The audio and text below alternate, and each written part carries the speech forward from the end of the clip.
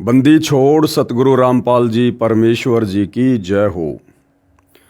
भाई और बहनों, पुस्तक भोगेगा अपना किया रे, इस पुस्तक के ऊपर वीडियो बनाने की श्रृंखला जारी है।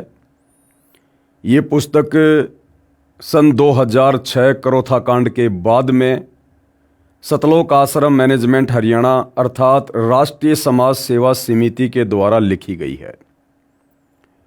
ये पुस्तक हमें बहुत सारी अनसुनी बातों से परिचित करवाएगी, साथ में हमें बहुत से पॉइंट पर शिक्षा भी मिलेगी भक्ति मार्ग पर फूंक फूंक कर कदम रख कर चलने के लिए। तो भाई और बहनों, इस पुस्तक के ऊपर आज हमारा ये दूसरे नंबर का वीडियो है और पहले नंबर का जो वीडियो था इस पुस्तक की भूमिका के ऊपर था। आप उसको ज़रूर देखिएगा। भूमिका को समझे बिना आगे की वीडियो समझ पाना थोड़ा मुश्किल होगा। तो आज हम इस पुस्तक पर आगे बढ़ें उससे पहले सतगुरु रामपाल जी का जयकारा लगाएंगे। बंदी छोड़ सतगुरु रामपाल जी परमेश्वर जी की जय हो।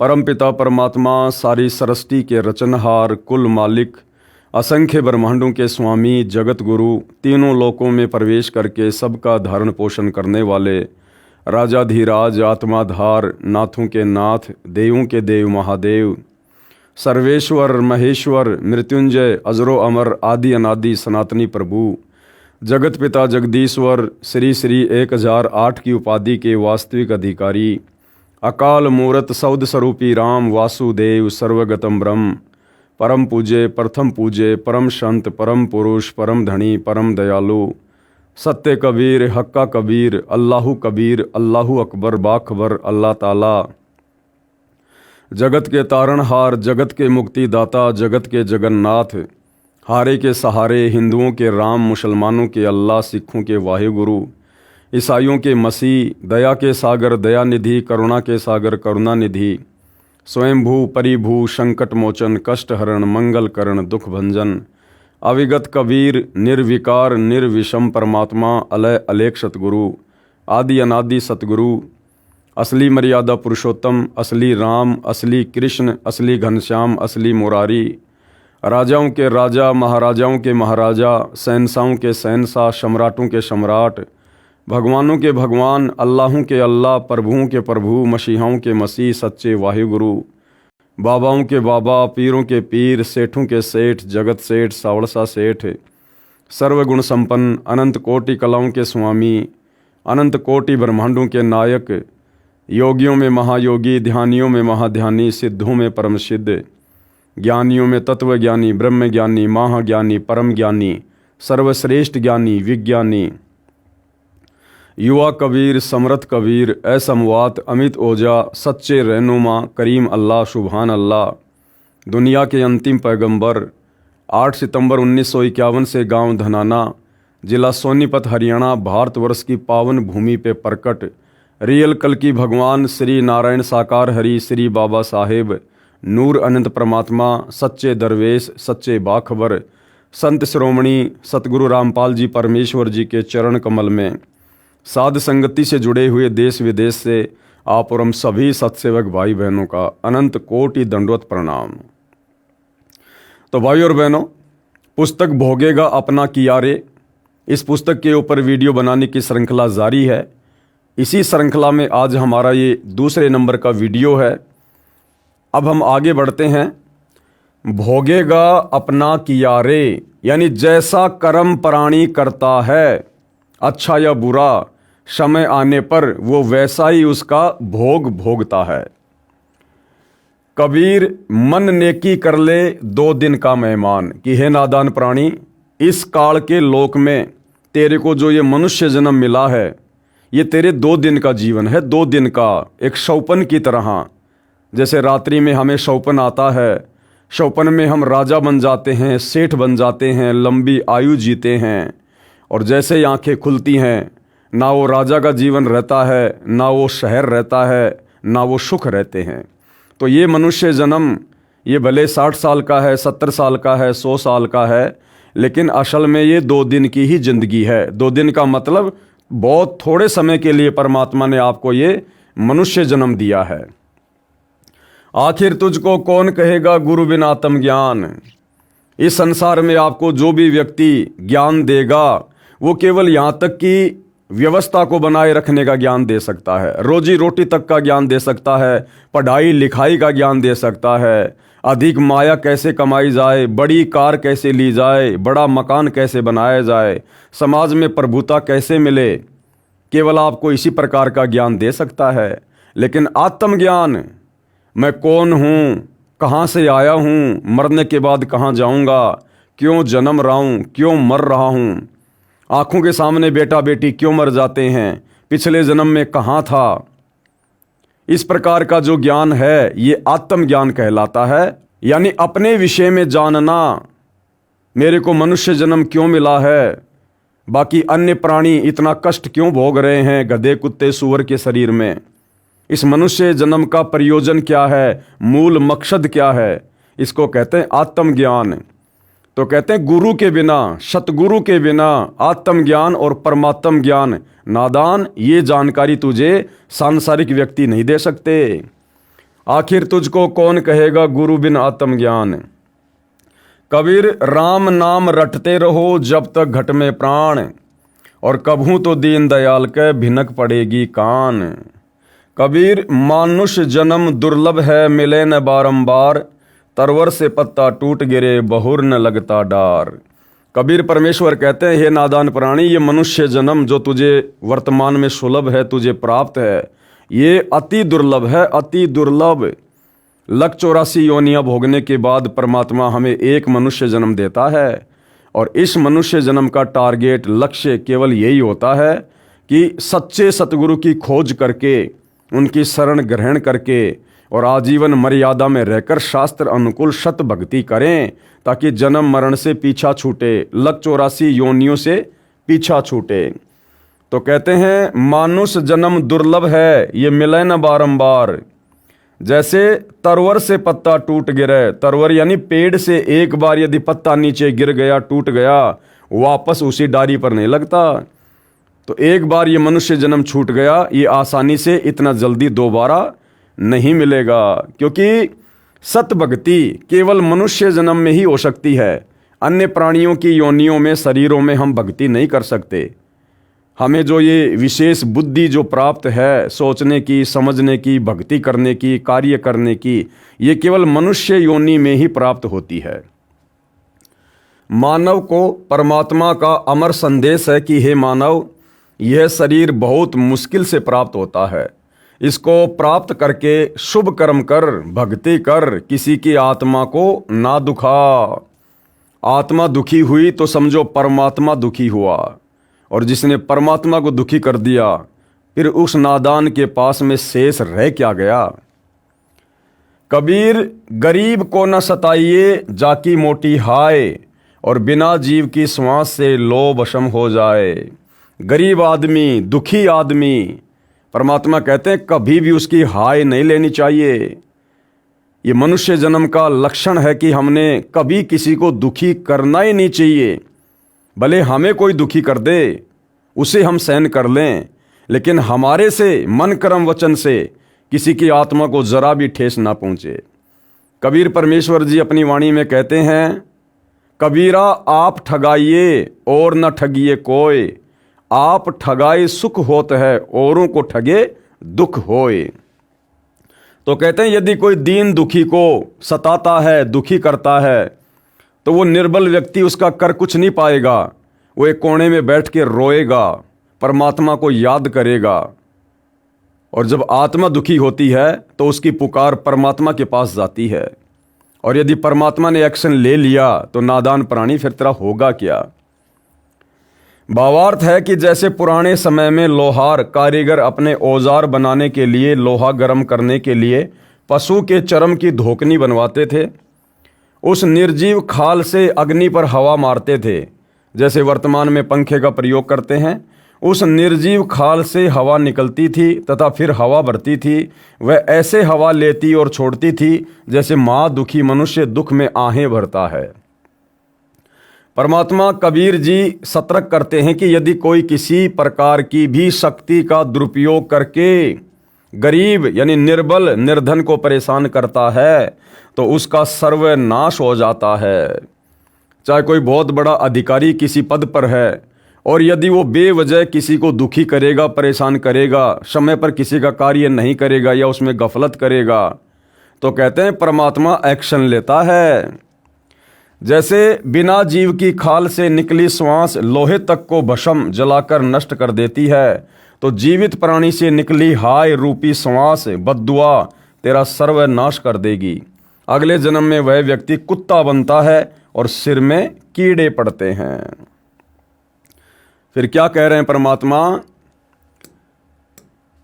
संत सताना कोटि पाप है, यानी साधु संतों को दुखी करना। देखो, एक तो आम व्यक्ति को दुखी किया जाए वो भी बहुत बुरी बात है, और यदि साधु संत भक्तों को कोई दुखी करता है तो कहते हैं वो तो करोड़ों पाप के बराबर है, करोड़ों पाप के बराबर।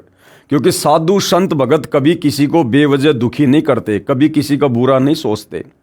और ऐसी आत्माओं को यदि कोई दुखी करता है, वो चाहे मंत्री हो, चाहे अधिकारी हो, बहुत बड़ा कोई पैसे वाला हो, किसी भी प्रकार से सर्वशक्तिमान आदमी हो, यदि वो संत भक्तों को दुखी करता है तो वो तो करोड़ों पापों के बराबर है। अनगिन हत्या अपराधम संत सताए साहिब दुख पावे कर देत बर्बादम। और संत भगत को सताने से परमात्मा दुखी होता है, साहिब दुखी होता है, और कहते हैं फिर वो परमात्मा सताने वाले को बर्बाद करके छोड़ता है, बर्बाद करके। राम कबीर कहे मेरे संत को दुख ना दीजिए कोई। कबीर परमात्मा कहते हैं कि मेरे भगत को कभी कोई दुख मत देना। संत दुखाए मैं दुखी मेरा आपा भी दुखी होए। और हिरणाकुश उदर विदारिया मैं ही मार्या कंस। और जो मेरे संत को दुखी करे उसका खोदूं वंश। परमात्मा कहते हैं हिरणाकुश का पेट नरसिंह रूप धारण करके हमने फाड़ा था, और जो मेरे संत को दुखी करेगा उसका तो मैं वंश ही समाप्त कर दूंगा। जैसे रावण का वंश परमात्मा ने खत्म कर दिया, आज रावण के परिवार में कोई दीपक लगाने वाला भी नहीं है। कंस के वंश को ही परमात्मा ने खत्म कर दिया, आज कोई दीपक लगाने वाला भी नहीं है। दुर्योधन के वंश को ही परमात्मा ने खत्म कर दिया, आज कोई दीपक जलाने वाला भी नहीं है। सतलोक आश्रम रोहतक झज्जर रोड पर करोथा गांव से 2 किलोमीटर तथा डिग्गल गांव से 4 किलोमीटर की दूरी पर सड़क पर गांव करोथा की सीमा में स्थित है। करोथा जिला रोहतक हरियाणा का गांव है। अप्रैल सन 1999 में करोथा के भक्तों ने स्वेच्छा से कुछ एकड़ जमीन दान की, जो ट्रस्ट के नाम कराई गई। संत रामपाल जी महाराज से वहाँ सत्संग करने की प्रार्थना की गई। महीने में एक बार प्रत्येक पूर्णमासी को सत्संग होने लगा। बहुत संख्या में भगत जन सत्संग सुनने के लिए आने लगे। सत्संग प्रवचनों से प्रभावित होकर भगत बुराइयां त्यागने लगे। शराब, तमाकू, अफीम आदि नशीली वस्तुओं को त्याग कर सभ्य और निर्विकार जीवन जीने लगे। संत रामपाल जी महाराज ने सर्वधर्मों के सद्ग्रंथों को पढ़ा तथा प्रत्येक धर्म तथा पंथ व समाज में की जा रही भक्ति को भी जाना। उसमें पाया कि जो भी धर्म, पंथ या समाज जिस भी ग्रंथ का नाम लेकर अपना धार्मिक प्रचार कर रहा है, वह स्वयं नहीं जानता कि आप जिस ग्रंथ को सत्य मानते हैं उसके विपरीत ज्ञान तथा भक्ति विधि बता रहे हैं। उदाहरण के लिए आर्य समाज एक धार्मिक समाज होने का दावा करता है। वह महर्षि दयानंद सरस्वती का अनुयायी है। यानी जो आर्य समाज के फॉलोवर हैं, विशेषकर हरियाणा में, वो सब के सब महर्षि दयानंद जी को अपना आदर्श मानते हैं। महर्षि दयानंद ने अपने 59 वर्ष के जीवन काल में जैसा वेदों को समझा तथा परमात्मा को जैसा जाना, वह सत्यार्थ प्रकाश नामक पुस्तक में लिख गए। यानी उन्होंने अपनी भक्ति का जो अनुभव था वो सत्यार्थ प्रकाश नाम की पुस्तक में लिख दिया। इसके साथ साथ समाज सुधार के जो नियम महर्षि दयानंद जी ने बताए कि मेरे अनुयायी इन नियमों का पालन करें, वह भी सत्यार्थ प्रकाश के 4थे अध्याय में लिखा हुआ है। महर्षि दयानंद सरस्वती तथा उनके अनुयायी आर्य समाजियों का मानना है कि चारों वेद, कौन कौन से? ऋग्वेद, यजुर्वेद, सामवेद तथा अथर्ववेद सत्य ज्ञान युक्त पुस्तक हैं। यानी वेदों का ज्ञान बिल्कुल सत्य है, इसमें कोई मेन मेक नहीं है। इस बात को महर्षि दयानंद सरस्वती जी भी मानते हैं और उनके फॉलोवर भी मानते हैं। वे यहाँ तक कहते हैं कि हम वेद के अतिरिक्त किसी आध्यात्मिक पुस्तकों को सत्य नहीं मानते जिनका ज्ञान वेदों से नहीं मिलता। बिल्कुल सही बात है। संत रामपाल जी महाराज ने सत्यार्थ प्रकाश के ज्ञान की तुलना वेदों से ही करके सिद्ध कर दिया कि महर्षि दयानंद जी को वेद ज्ञान कतई नहीं था। अब जब सतगुरु रामपाल जी ने महर्षि दयानंद जी के द्वारा लिखी पुस्तक सत्यार्थ प्रकाश को पढ़ा और पढ़ने के बाद में जब उन्होंने समाज को बताया वेदों से तुलना करके, क्योंकि आर्य समाजियों ने इस बात पर विशेष जोर दे रखा था कि महर्षि दयानंद जी ने वेदों को गहनता से पढ़ा है, समझा है और वेदों में जो कुछ लिखा है उसका संक्षिप्त रूप उनके द्वारा लिखी पुस्तक सत्यार्थ प्रकाश है। यानी वेद बहुत लंबे चौड़े हैं, आम आदमी नहीं पढ़ सकता। इसलिए महर्षि दयानंद जी ने जिस प्रकार से चारों वेदों का सार पवित्र गीता जी को बना दिया है, उसी प्रकार से महर्षि दयानंद जी ने चारों वेदों का सार निष्कर्ष अपनी पुस्तक सत्यार्थ प्रकाश में लिख दिया है। और सतगुरु रामपाल जी ने जब महर्षि दयानंद जी के द्वारा लिखी उस पुस्तक को पढ़ा और वेदों से तुलना की तो पाया कि महर्षि जी के द्वारा लिखी गई सत्यार्थ प्रकाश का ज्ञान तो वेदों के बिल्कुल विपरीत है। कहीं मैच ही नहीं हो रहा, कहीं मेल ही नहीं खा रहा है और दुनिया उस पुस्तक को वेदों के ज्ञान से परिपूर्ण मानकर पढ़ रही है और भक्ति कर रही है। तो जब सतगुरु रामपाल जी ने समाज में ये बातें बताना शुरू की और समाचार पत्रों में लेख लिखकर ये बताया कि महर्षि दयानंद जी को तो वेदों का भी ज्ञान नहीं था, समाज सुधार का ज्ञान तो बहुत दूर की बात है। सत्यार्थ प्रकाश के ज्ञान की तुलना वेदों से ही करके सिद्ध कर दिया कि महर्षि दयानंद जी को वेद ज्ञान कतई नहीं था, न ही उनको समाज सुधार का ज्ञान था, क्योंकि वे स्वयं तमाकू सूंघते थे। महर्षि दयानंद जी तमाकू सूंघा करते थे। अरे समाज सुधारक तो लोगों को नशे से दूर करते हैं और महर्षि दयानंद जी खुद तमाकू सूंघा करते थे, हुक्का पिया करते थे, भांग पिया करते थे, तमाकू खाते थे और हुक्का पीते थे। सन 1875 में आर्य समाज की स्थापना हुई। सन 1877 में स्वयं हुक्का पीते थे। पढ़ें इसी पुस्तक के पेज नंबर 148 पर, हम आगे पढ़ेंगे। अब आगे क्या बता रहे हैं सतगुरु रामपाल जी? महर्षि दयानंद का वेद विरुद्ध आध्यात्मिक ज्ञान, यानी सत्यार्थ प्रकाश में कहाँ कहाँ वेदों के विरुद्ध ज्ञान दयानंद सरस्वती जी ने लिख रखा है। सतगुरु रामपाल जी ने उस पुस्तक को गहनता से पढ़कर समाज के सामने प्रस्तुत किया। महर्षि दयानंद सरस्वती जी ने सत्यार्थ प्रकाश, जिसके प्रकाशक हैं वैदिक यतिमंडल दयानंद मठ दीनानगर पंजाब तथा मुद्रक हैं आचार्य प्रिंटिंग प्रेस दयानंद मठ गोहाना मार्ग रोहतक, इसके समोल्लास नंबर 12 पेज नंबर 342 पर अनुभूमिका में लिखा है कि आपस में वाद प्रतिवाद करने से सत्य असत्य का निर्णय होता है। यानी किसी भी ज्ञान के ऊपर वाद प्रतिवाद करने से,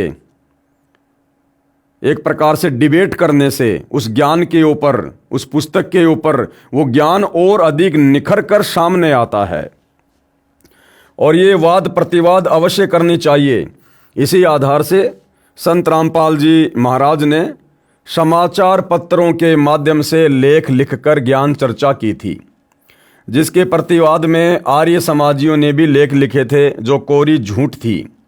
विद्वान जनता उनसे दूर होने लगी। ज्ञान चर्चा का अंश निम्न पढ़िए। क्या क्या ज्ञान चर्चा है जो सतगुरु रामपाल जी ने वेदों से तुलना करके सत्यार्थ प्रकाश के उस झूठे ज्ञान को विशेषकर हरियाणा में समाचार पत्रों में छापकर लोगों को दिखाया। महर्षि दयानंद जी सत्यार्थ प्रकाश नामक पुस्तक के समोल्लास नंबर 7 पेज नंबर 154 पर लिखते हैं कि परमात्मा निराकार है। दयानंद जी ने क्या कहा कि परमात्मा परमेश्वर निराकार है, वो दिखाई नहीं देता है, वो साकार नहीं है। कहाँ लिखा है? सत्यार्थ प्रकाश के समोल्लास नंबर 7 और पेज नंबर 154। जबकि वेद क्या कह रहे हैं? वेद कह रहे हैं ऋग्वेद मंडल 9 सूक्त 86 मंत्र 26 और 27, ऋग्वेद मंडल 9 सूक्त 82 मंत्र 1 से 3, ऋग्वेद मंडल 9 सूक्त 96 मंत्र 18 से 20, ऋग्वेद मंडल 9 सूक्त 94 मंत्र 1 तथा सूक्त 95 मंत्र 2 तथा यजुर्वेद अध्याय 7 मंत्र 39 नरव्रत महान इंद्र लिखा है तथा ऋग्वेद मंडल 1 सूक्त 31 मंत्र 17 मनुष्यवत अग्नि लिखा है। अग्नि यानी परमात्मा, मनुष्यवत यानी मनुष्य के समान। इसमें परमात्मा साकार है, राजा के समान दर्शनीय है, देखने योग्य है। अर्थात परमात्मा नराकार, नराकार यानी नर आकार। एक होता है निराकार, जो महर्षि दयानंद जी ने परमात्मा के विषय में सत्यार्थ प्रकाश में लिखा है कि परमात्मा निराकार है। निराकार यानी जिसका कोई आकार नहीं है, जो देखा नहीं जा सकता। परंतु वेद क्या कह रहे हैं कि परमात्मा नराकार है, नराकार नर आकार में है और साकार है। वह धूलोक के तीसरे पृष्ठ यानी भाग पर विराजमान है। धूलोक यानी शतलोक। इन वेद मंत्रों के अनुवादकर्ता भी आर्य समाजी हैं तथा प्रकाशक भी सार्वदेशिक आर्य प्रतिनिधि सभा दिल्ली है। महर्षि दयानंद जी का सत्यार्थ प्रकाश वाला सिद्धांत गलत सिद्ध हुआ। यानी परमात्मा की स्थिति को लेकर महर्षि दयानंद सरस्वती जी ने जो अपनी पुस्तक सत्यार्थ प्रकाश में लिखा है कि परमात्मा निराकार है, उसको देखा नहीं जा सकता। जबकि वेद कह रहे हैं कि परमात्मा मनुष्यवत है, मनुष्य के समान शरीर है उसका, मनुष्य के समान दिखाई देता है परमात्मा, साकार है, नराकार है, नर आकार में है परमात्मा। पुस्तक है जीवन चरित्र महर्षि दयानंद सरस्वती। ये जो पुस्तक है जीवन चरित्र महर्षि दयानंद सरस्वती, इसके पेज नंबर 294 पर महर्षि दयानंद ने कहा है कि जो संसार में दिखाई देता है ये सब उसी का रूप है। जो संसार में दिखाई दे रहा है ये सब परमात्मा का ही रूप है। जो पेड़ दिखाई दे रहा है वो भी परमात्मा का रूप है, जो पहाड़ दिखाई दे रहा है वो भी परमात्मा का रूप है, जो जानवर दिखाई दे रहा है वो भी परमात्मा का रूप है। महर्षि दयानंद जी कहते हैं कि परमात्मा किसी एक स्थान पर किसी लोक में नहीं रहता, जबकि वेद कह रहे हैं कि परमात्मा धूलोक के तीसरे भाग पर रहता है, सतलोक के तीसरे हिस्से पर परमात्मा सिंहासन पर विराजमान है। सत्यार्थ प्रकाश के समोल्लास नंबर 7 पेज नंबर 153, समोल्लास 14 पेज नंबर 480 481 पर, जबकि ऋग्वेद मंडल 9 सूक्त 86 मंत्र 27, ऋग्वेद मंडल 9 सूक्त 54 मंत्र 3 तथा ऋग्वेद मंडल 9 सूक्त 96 मंत्र 18 से 20 में स्पष्ट है कि परमात्मा धूलोक के तीसरे पृष्ठ अर्थात स्थान पर विराजमान है, एक देशीय है। ऋग्वेद मंडल 9 सूक्त 54 मंत्र 3 में स्पष्ट है कि परमात्मा भुवनोपरि तिष्ठति। परमात्मा भुवनोपरि यानी सबसे ऊपरी भाग पर, तिष्ठति यानी बैठा हुआ है, लोकों में ऊपर बैठा है, विराजमान है। महर्षि दयानंद जी का सत्यार्थ प्रकाश वाला सिद्धांत गलत सिद्ध हुआ। उसके बाद सत्यार्थ प्रकाश समोल्लास 7 पेज नंबर 155 तथा 163 पर महर्षि दयानंद जी ने कहा है कि परमात्मा भगत के पाप नाश नहीं करता। बताओ फिर भक्ति किस लिए करें? फिर लोग आर्य समाजी क्यों बने? अरे लोग आर्य समाजी इसीलिए तो बने कि भाई हमें वेदों का ज्ञान प्राप्त होगा, वेदों में परमात्मा कौन है कैसा हमें पता चलेगा, हम उस परमात्मा की भक्ति करेंगे। सुना है परमात्मा सुख देता है, अंधे को आँख देता है, निर्धन को माया देता है, कोढ़ी को काया देता है, बांझ को पुत्र देता है, सारे सुख देता है। इसीलिए तो लोग वेदों को पढ़ते हैं, गीता को पढ़ते हैं, भक्ति करने की इच्छा होती है। और महर्षि जी क्या कह रहे हैं सत्यार्थ प्रकाश में कि परमात्मा पाप नाश नहीं करता है। अरे जब हमारे पाप ही नाश नहीं होंगे तो हम सुखी कैसे होंगे? क्योंकि पाप कर्मों के कारण तो इंसान पर दुख आता है, और यदि भक्ति करते करते भी पापों का नाश नहीं होगा तो हम सुखी कैसे होंगे? फिर भला भगवान की भक्ति करने की इच्छा कैसे होगी यदि वो पाप ही नाश नहीं करेगा? तो परमात्मा भगत के पाप नाश नहीं करता। यजुर्वेद अध्याय 8 मंत्र 13, जबकि हमारे वेद क्या कह रहे हैं कि परमात्मा भक्ति करने वाले भगत के, साधक के घोर से घोर पाप कर्मों का भी नाश करता है। यजुर्वेद अध्याय 8 मंत्र 13, ऋग्वेद मंडल 9 सूक्त 97 मंत्र 16, ऋग्वेद मंडल 1 सूक्त 24 मंत्र 13 व 14 तथा यजुर्वेद अध्याय 5 मंत्र 32 में, ऋग्वेद मंडल 9 सूक्त 82 मंत्र 1 में पाप नाश व साकार परमात्मा का प्रमाण है कि परमात्मा अपने भगत के पापों का भी नाश करता है और परमात्मा साकार है। शेष पेज नंबर 39 पर हम आगे पढ़ेंगे। अब भाइयों और बहनों, जब ये सारी की सारी सच्चाई धीरे धीरे विशेषकर हरियाणा में जनता के बीच में जाने लगी समाचार पत्रों के माध्यम से, तो आर्य समाज के वो मुख्य वो पदाधिकारी, गुरुजन जो इस सत्यार्थ प्रकाश पुस्तक को बेचकर अपनी रोजी रोटी चला रहे थे, उन भाई बहनों के पेट में दर्द होना शुरू हो गया। उपरोक्त सच्चाई को आंखों प्रोजेक्टर पर देखकर श्रोताओं ने घर जाकर सर्व पुस्तकों का फिर से मिलान करके जांचा। पाया कि महर्षि दयानंद पूर्ण रूप से अज्ञानी था। श्रोताओं में आर्य समाज से संबंधित व्यक्ति भी थे। उन्होंने तथा अन्य ने मिलकर आर्य समाज के आचार्यों से सवाल किए।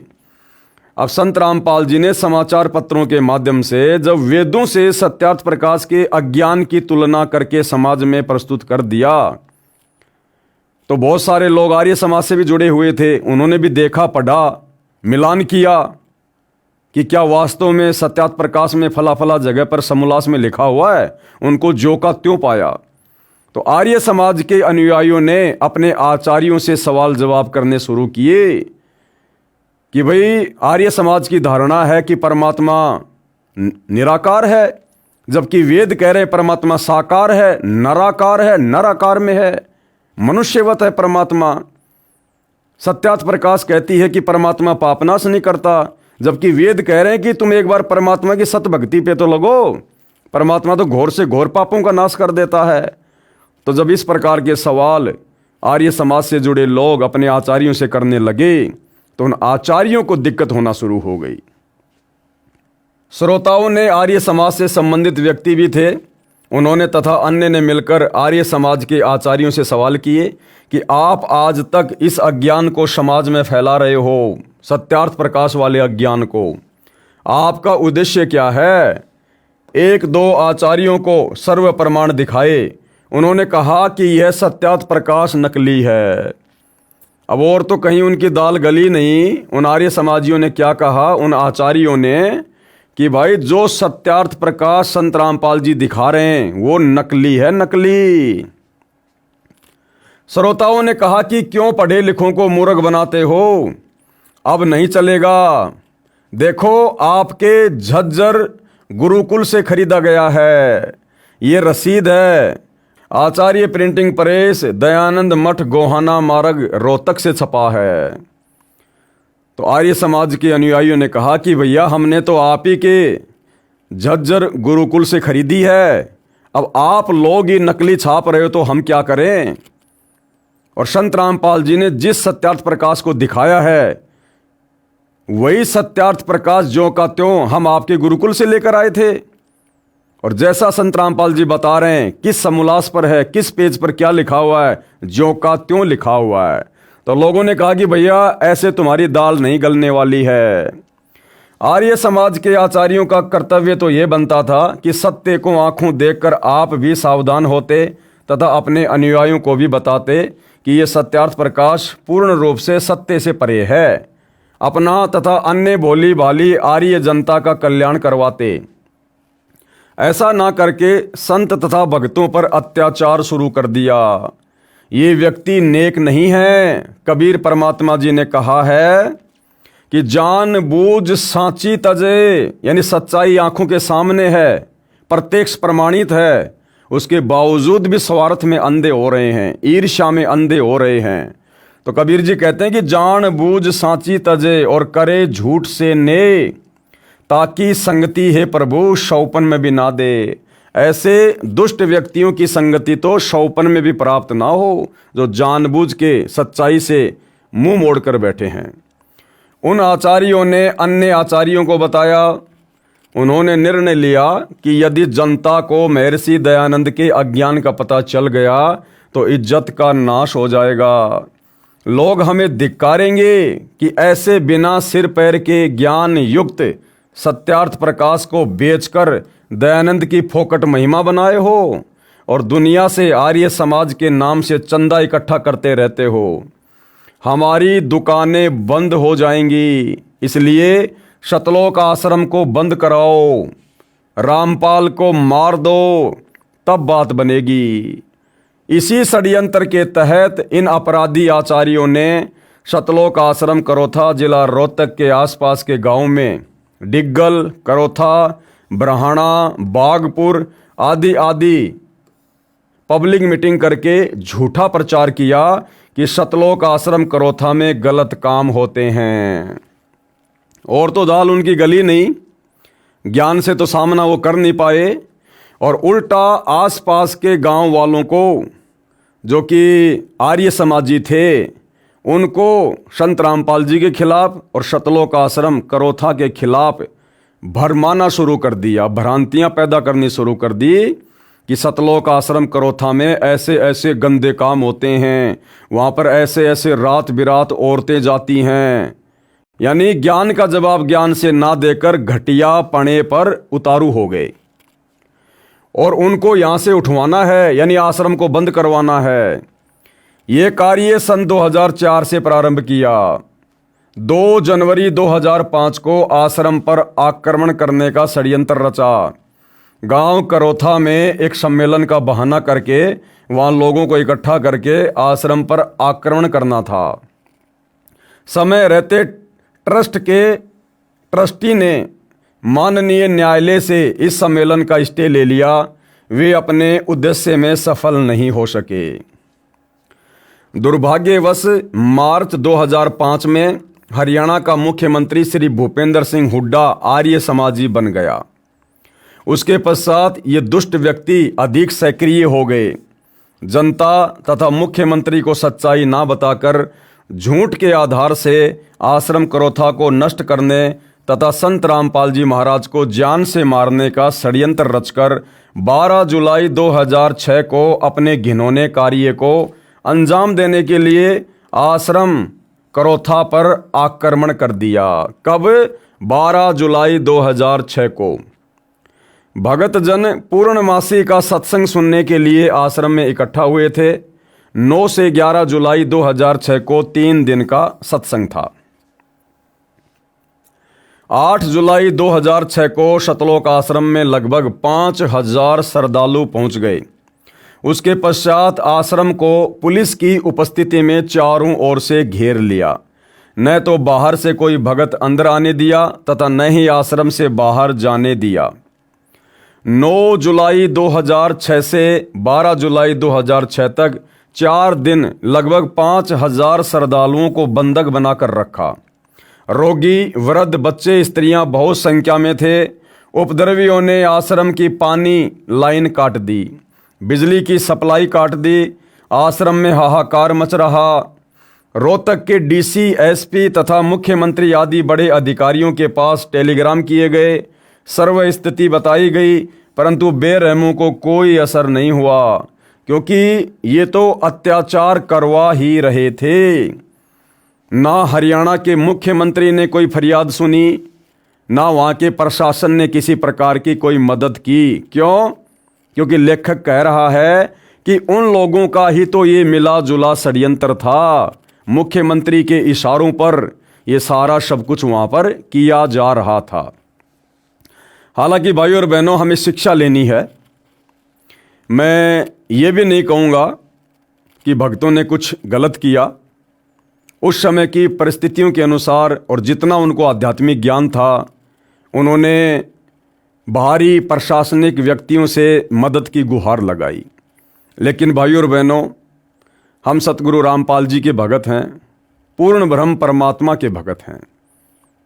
ये तत्व ज्ञान होने के बाद मुसीबत क्या, चाहे मुसीबत का पहाड़ क्यों ना टूट जाए, हमने अपने सतगुरुदेव भगवान के चरणों के अलावा, क्योंकि यदि हमने ये मान लिया, जान लिया, पहचान लिया कि सतगुरु रामपाल जी स्वयं सर्वशक्तिमान कबीर परमेश्वर हैं, इनके अलावा धरती पर सृष्टि में दूसरी कोई शक्ति नहीं है, भले ही वर्तमान में अपने आप को छुपाकर आम संत के रूप में अपना प्रचार प्रसार कर रहे हैं।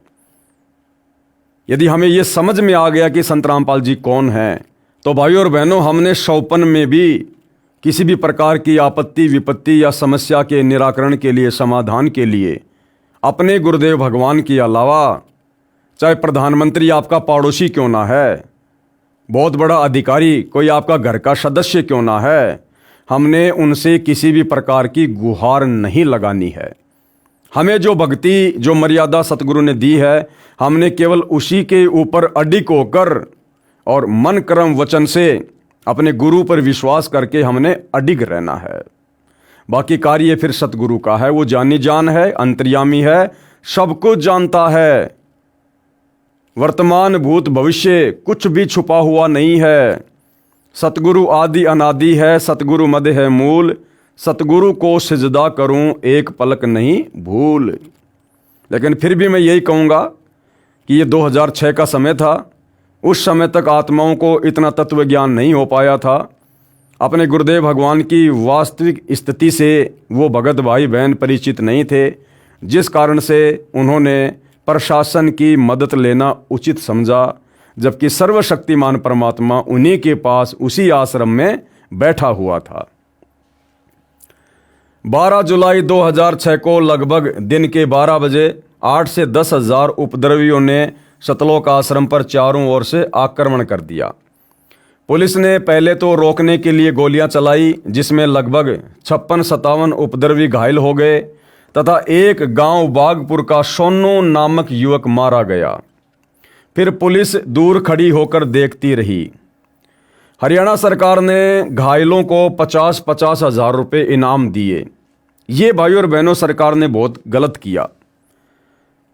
उन उपद्रवियों को जो जबरन सतलोक आश्रम करोथा के ऊपर आक्रमण करने के लिए आए और वो पुलिस की ही गोलियों से घायल हुए, और सरकार जिसका ये कर्तव्य बनता था इस मामले की पूरी जांच की जाए, इस मामले में दोषी कौन है, उसके बाद उन दोषियों को सजा देनी थी, लेकिन दोषियों को सरकार 50-50 हज़ार का इनाम दे रही है।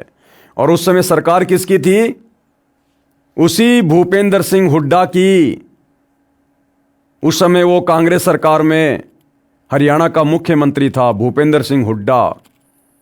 और उसी भूपेंद्र सिंह हुड्डा को भाइयों और बहनों वर्तमान 2019 में सतलोक आश्रम मैनेजमेंट के द्वारा उसको समर्थन दिया गया। उसको हरियाणा का फिर से मुख्यमंत्री बनाने के लिए सतलोक आश्रम वालों ने अपना पूरा समर्थन दिया और हरियाणा के भगत समाज से संत रामपाल जी का ही नाम लेकर और भूपेंद्र सिंह हुड्डा को एक बार फिर से हरियाणा का मुख्यमंत्री बनाने के लिए उसको वोट डलवाए गए, उसी भूपेंद्र सिंह हुड्डा को। हरियाणा सरकार ने घायलों को 50-50 हज़ार रुपये इनाम दिए। मृतक के पिता को 5 लाख रुपए तथा घर के एक सदस्य को नौकरी दी। और गांव बागपुर का सोनू नाम का लड़का जो पुलिस की गोली से मरा था, उसके पिता को 5 लाख रुपए और घर के एक व्यक्ति को सरकारी नौकरी भी दी गई। सतलोक आश्रम करोथा को नाजायज तरीके से धारा 145 लगाकर सरकार ने कब्जे में कर लिया तथा झूठा मुकदमा संत रामपाल जी महाराज तथा भक्तों पर बना दिया। परमात्मा का विधान है कि पावेगा अपना कियारे, भोगेगा अपना कियारे। परमात्मा के घर देर है, अंधेर नहीं है। आर्य समाजियों की साजिश के शिकार होकर इस पाप में सबसे ज्यादा भूमिका गांव डिगल, करोथा, बरहाना तथा बागपुर की थी, जिसके परिणाम स्वरूप इन गांवों को कितना कहर सहना पड़ रहा है। अब भी इनकी आंखें नहीं खुल रही हैं। एक व्यक्ति मांगेराम पुत्र पृथ्वी गांव डिग्गल में अन्य गांव से आकर बसा है। उसका गोत्र भी अहलावत नहीं है। ये चापलूस तथा अपराधी किस्म का व्यक्ति है। डिग्गल गांव के लोगों को बहकाकर अपराध करवाता है। वे इसके अपराधी जाल को समझ नहीं पा रहे हैं। इसके अपराधों के कारण 3 मुकदमे आश्रम के भक्तों ने कर रखे हैं, जिनमें से 2 में ये भगोड़ा हो चुका है। एक दिन समय आएगा इसका तथा इसके पुत्रों को, जो इसके साथ अपराध में शामिल थे, वे भी भगोड़े हो चुके हैं। पुलिस पकड़ेगी तथा 6 महीने जमानत भी नहीं होगी और सजा भी होगी। मांगेराम का एक लड़का अपहरण करके फिरौती रूप में रुपए मांगने के मुकदमे में सजा प्राप्त है। दिल्ली की तिहाड़ जेल में पड़ा है। यही अपराध मांगेराम तथा मांगेराम के इसी पुत्र तथा अन्य पुत्रों व अन्य कई अपराधियों को साथ लेकर आश्रम के भगत के साथ किया था, जिसमें यह भगोड़ा है। इस व्यक्ति ने आर्य समाज से रुपए लेकर स्वयं खा लिए। गांव के भोले युवकों को बहकाकर शराब पिलाकर आश्रम के भक्तों के साथ जुल्म करवाए। उनका कहर अब गांव डिग्गल भोग रहा है। इसका अधिक सहयोग जयसिंह, जो 27 गांव का प्रधान है, वो दे रहा है। इसका भी नाश करा दिया। पढ़िए नीचे लिखे प्रमाण। अब देखो भाइयों और बहनों, संत सजाने की सजा कितनी भयंकर होती है। जिन विशेष गांवों ने, जिनमें आर्य समाजियों की तादाद ज़्यादा थी, उन गांव वालों के ऊपर 2006 करोथा कांड के बाद किस प्रकार से आपत्तियों का कहर टूटा, संत सताने की उनको सजा मिली, यहां पर लिखा जा रहा है। डिग्गल गांव में मौत का कहर। हम बड़े दुख के साथ लिख रहे हैं कि कुछ दुष्ट लोगों के बहकावे में आकर सन 2006 में करोथा कांड करके संत तथा भक्तों को सताकर कैसा कष्ट उठा रहे हैं। करोथा आश्रम के आसपास के गांव हम किसी का अपमान करने का उद्देश्य नहीं रखते, अपितु सतर्क करना चाहते हैं कि अब तो आंखें खोल लो और कितना नाश करना चाहते हो। संत तथा भगत कभी बद्दुआ नहीं देते, वे परमात्मा के सामने रोते हैं। परमात्मा ही उन अपराधियों को दंड देता है। लेखक क्या कह रहा है कि संत भगत हमेशा परमात्मा के आगे रोते हैं, फिर परमात्मा ही उनको दंड देता है। भाई, जब करोथा कांड हो रहा था तो फिर प्रशासन से मदद क्यों मांगी गई? परमात्मा तो वहीं आश्रम में बैठे हुए थे संत रामपाल जी के रूप में। फिर आश्रम के भक्तों ने प्रशासन से मदद क्यों मांगी? क्या परमात्मा सक्षम नहीं था, या आप लोग उस समय सतगुरु रामपाल जी को परमात्मा के रूप में नहीं मान रहे थे? दोनों में से एक कारण है। गांव डिग्गल का एक अभय नाम का आदमी का लड़का भुंडू आश्रम में घुसा और भक्तों के साथ झगड़ा किया। उस लड़के की छाती में कैंसर हो गई, मौत को प्राप्त हुआ। अब देखते जाना भाइयों और बहनों, किस प्रकार से लाशों की लाइन लगती है। जिन लोगों ने 2006 करोथा कांड में विशेष भूमिका निभाई, संत को दुखी किया, भक्तों को दुखी किया, परमात्मा का विधान उनके ऊपर लागू हुआ। अभय ने गुरुजी तथा भक्तों पर झूठा मुकदमा किया था। अभय ने भक्तों पर और सतगुरु रामपाल जी पर झूठा मुकदमा किया था, जिसकी सजा फिर आगे चलकर उसने पाई, जो न्यायालय में निराधार साबित हुआ। कुछ दिन के बाद उसकी जीभ में कैंसर हो गई। 3 महीने तक भूखा मरता रहा और अंत में तड़फ तड़फ कर मर गया। फिर उसी आदमी अभय का बड़ा बेटा रोहतास, जिसके पूरे शरीर पर फोड़े निकल आए और कोढ़ की तरह चोने लगा और 1 महीने तक कपड़े नहीं डाले, सिर्फ चादर ढके रहता और अंत में तड़फ तड़फ कर मर गया। उसी अभय का तीसरा बेटा गोली खाकर मर गया। इस प्रकार उसके 3 बेटे तथा स्वयं तड़फ तड़फ कर मरे। नंबर 2, अन्य गांव से आया हुआ वर्तमान में डिग्गल गांव में रह रहा एक आदमी मांगेराम पुत्र पृथ्वी ने आश्रम वालों के साथ बेवजह झगड़ा किया और आश्रम वालों के खिलाफ आर्य समाजियों के साथ मिलकर कई साजिशें रची। वह कहता था कि गुरुजी को जेल भेजकर रहेगा। कुछ दिन के बाद उसका बेटा ही एक धनी के बच्चे के अपहरण केस में जेल चला गया और उसे उम्र कैद की सजा हो गई। नंबर 3, डिग्गल गांव का जयसिंह नामक एक आदमी जो 27 गांवों का प्रधान है, उसने आश्रम से पानी की मोटरें उठवाई, पानी के पाइपों को तुड़वाया और आश्रम की बिजली के तार कटवाए। कुछ दिन के बाद उसके छोटे बेटे ने किसी औरत के साथ दुर्व्यवहार किया और जहर निगल कर मर गया। जयसिंह का दूसरा बेटा हार्ट अटैक के कारण मर गया। आगे नंबर 4, डिग्गल गांव का रणबीर नामक एक आदमी आश्रम पर आक्रमण करने गया, पुलिस की गोलियों से घायल हुआ, सरकार से इनाम में 50,000 रुपये लाया। उसी दिन से उसका बेटा पागल हो गया। आगे नंबर 5, डिग्गल गांव का महिपाल नामक एक आदमी आश्रम पर आक्रमण करने गया, पुलिस की गोलियों से घायल हो गया, सरकार से इनाम में 50,000 रुपये लाया। उसके कुछ समय बाद उसे एड्स की बीमारी हो गई और मर गया। ये डिग्गल गांव की हिस्ट्री सुनाई जा रही है भाइयों और बहनों, जिस गांव ने सबसे ज़्यादा भूमिका 2006 के करोथा कांड में निभाई।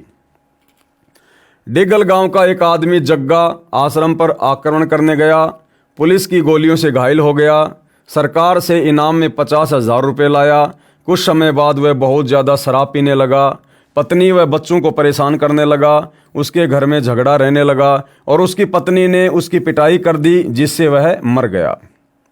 नंबर 7, डिग्गल गांव का एक लीलू नामक आदमी का बेटा आश्रम पर आक्रमण करने गया, पुलिस की गोलियों से घायल हो गया, सरकार से इनाम में 50,000 रुपये लाया। कुछ दिन के बाद गन्ने की ट्राली के नीचे दबकर मर गया। नंबर 8, डिग्गल गांव का अनिल नामक एक आदमी जो आश्रम के पास वाले बाग में रहता था, उसका खुद का लड़का नहीं था, इसलिए उसके पास उसकी बेटी का लड़का रहता था। अनिल गुरुदेव जी को गालियां देता था। कुछ दिन के बाद उसका दोता एक्सीडेंट में मर गया। आगे नंबर 9, डिग्गल गांव की एक भगतमती दर्शना ने सन 2006 के बाद गुरुदेव जी का नाम छोड़ दिया और गुरुदेव जी को गालियां देने लगी। कुछ दिनों के बाद उसके बेटे की पत्नी, उसका पति, दोनों बेटे मर गए। उसने अपनी बेटी की 4 बार शादी की, जिसमें से 3 बार उसकी लड़की छोड़ दी गई और चौथी बार उसका पति मर गया। फिर दर्शना ने अपनी दूसरी बेटी की शादी की, वह लड़की अपने ससुराल से भाग गई। कुछ दिनों में दर्शना भी गांव छोड़कर भाग गई। नंबर 10, डिग्गल गांव का भूप नामक एक आदमी की पत्नी ने गुरुदेव जी का नाम ले रखा था। मांगे राम नामक आदमी के कहने पर उसने अपनी पत्नी का नाम तुड़वा दिया और अपनी पत्नी को ज़बरदस्ती हुक्का पिला दिया। कुछ समय बाद भूप के गले में कैंसर हो गई और तड़फ तड़फ कर मर गया। नंबर 11, डिग्गल गांव का राजेंद्र नामक एक आदमी गुरुदेव जी को हर रोज़ गालियां देता था। कुछ समय बाद उसकी जीभ में कैंसर हो गई। 1-1 लाख रुपए के टीके लगवाने के बाद भी मौत तड़फ तड़फ कर हुई। नंबर 12, डिग्गल गांव का उमेद नामक एक आदमी गुरुदेव जी को बहुत गालियां देता था। पहले उसका हाथ कटा और अब डॉक्टरों ने उसके गले में कैंसर की बीमारी बताई है। कई लाख रुपए के टीके लग चुके हैं, फिर भी कोई आराम नहीं है। सारी ज़मीन बिक चुकी है और मरने के लिए तड़फ रहा है। नंबर 13, डिग्गल गांव का सोनू नामक एक आदमी करोथा कांड के पश्चात आश्रम में घुसा और गुरुदेव जी के फोटो पर लात मारी। कुछ दिन के बाद किसी औरत के साथ दुर्व्यवहार करने के आरोप से जहर खाकर मर गया। उसकी पत्नी चली गई, कुल का नाश हुआ।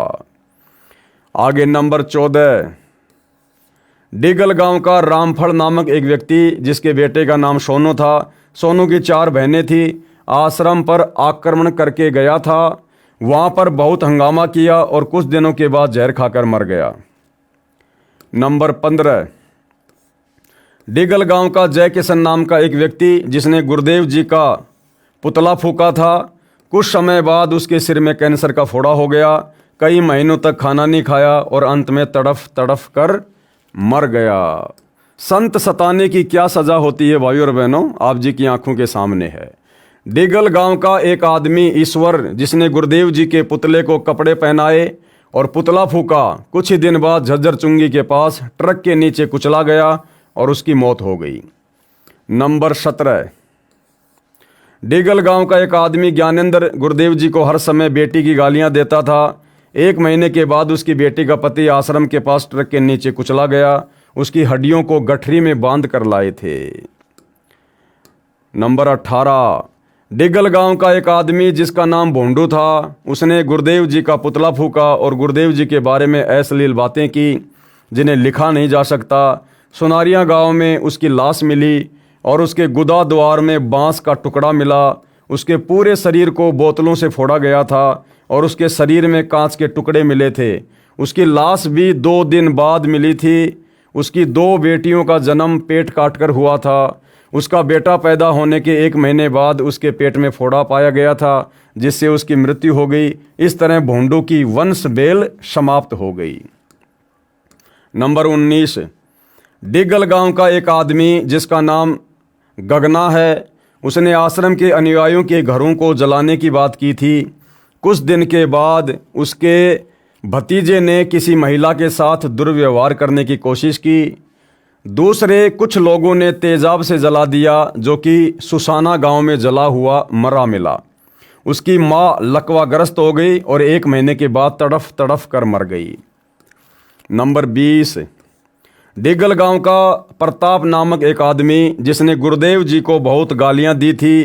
कुछ दिनों के बाद उसके दोनों गुर्दे खत्म हो गए और अब मरने के लिए तड़फ रहा है। नंबर 21, डिगल गांव का शूशु नामक एक व्यक्ति आश्रम में काला तेल लगाकर घुस गया। कुछ दिनों के बाद उसके दिमाग की नस फट गई और 1 महीने तक तड़फ तड़फ कर मर गया। उसके मरने के बाद उसकी पत्नी अपने बेटे को लेकर घर से चली गई और हमेशा हमेशा के लिए घर पर ताला लग गया। मरने से पहले अस्पताल में हर रोज 1 लाख रुपए का खर्चा हुआ। उसकी पत्नी के मायके वालों ने कहा कि उसके बड़े भाई की शादी उसकी पत्नी से करेंगे। उसके भाई की शादी ज़बरदस्ती सूसू की पत्नी के साथ की। सूसू की भाभी ने पुलिस थाने में रिपोर्ट दे दी कि उसके पति की ज़बरदस्ती दोबारा शादी करवाई है। कुछ समय बाद सूसू की पत्नी ने अपने जेठ की रिपोर्ट दे दी। सूसू के मरने के कुछ समय पहले कोतरी नामक एक पक्षी उसके ऊपर झपटती थी। वे लोग अपने बाहर वाले घर पर जाते तो कोतरी उनके सिर पर चोंच मारती। वे लोग जोहड़ पर जाते तो भी वह कोतरी उनके सिर पर चोंच मारती थी। पूरे 1 साल तक उसने घर वालों को परेशान रखा। शूशु के मरते ही वह कोतरी अचानक न जाने कहाँ चली गई। शूशु की पत्नी के रिपोर्ट देने के बाद आज उसका भाई जेल में बंद है। नंबर 22, डिगल गांव की एक औरत मुकेश, जिसने गुरुदेव जी को बहुत गालियां दी और कहा कि अगर मेरा परिवार खत्म हो जाए तो भी आश्रम में न जाऊं। कुछ दिन के बाद उसका पति मर गया, उसकी बहन मर गई, उसके ससुर की भी मौत हो गई। उसने रोते हुए कहा कि मैंने गुरुदेव जी के बारे में भला बुरा कहा, जिससे हमारे घर में एकदम से 4 मौतें हो गई। फिर उसने गुरुदेव जी से माफ़ी मांगी। उस दिन से उसके दोनों बच्चे स्वस्थ और उसका कहना है कि वह भविष्य में कभी ऐसा नहीं करेगी। नंबर 23, काले पुत्र आज़ाद, गांव डिगल, पाना मिठान। इसका पिता आज़ाद गुरुदेव जी को बहुत गलत बोलता था। उसके बेटे से झगड़ा हो गया। उसका 22 साल का लड़का जहर की गोली खाकर मर गया। 6 महीने के बाद उसकी माँ की मौत हो गई और आज़ाद का बड़ा बेटा शराब पीकर मर गया।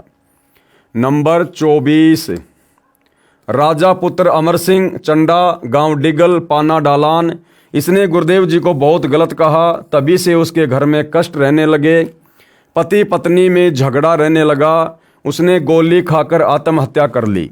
नंबर 25, डिगल गांव का एक काले नामक व्यक्ति ने एक भगत को हॉकी मार दी।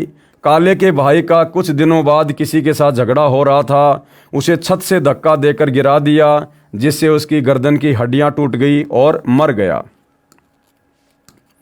नंबर 26, डिगल गांव का एक व्यक्ति जिसका नाम पप्पू है, उसने आश्रम से बहुत सामान उठाया था और आर्य समाज का सेवक था। इस काम की वजह से वह अब पागल हो चुका है।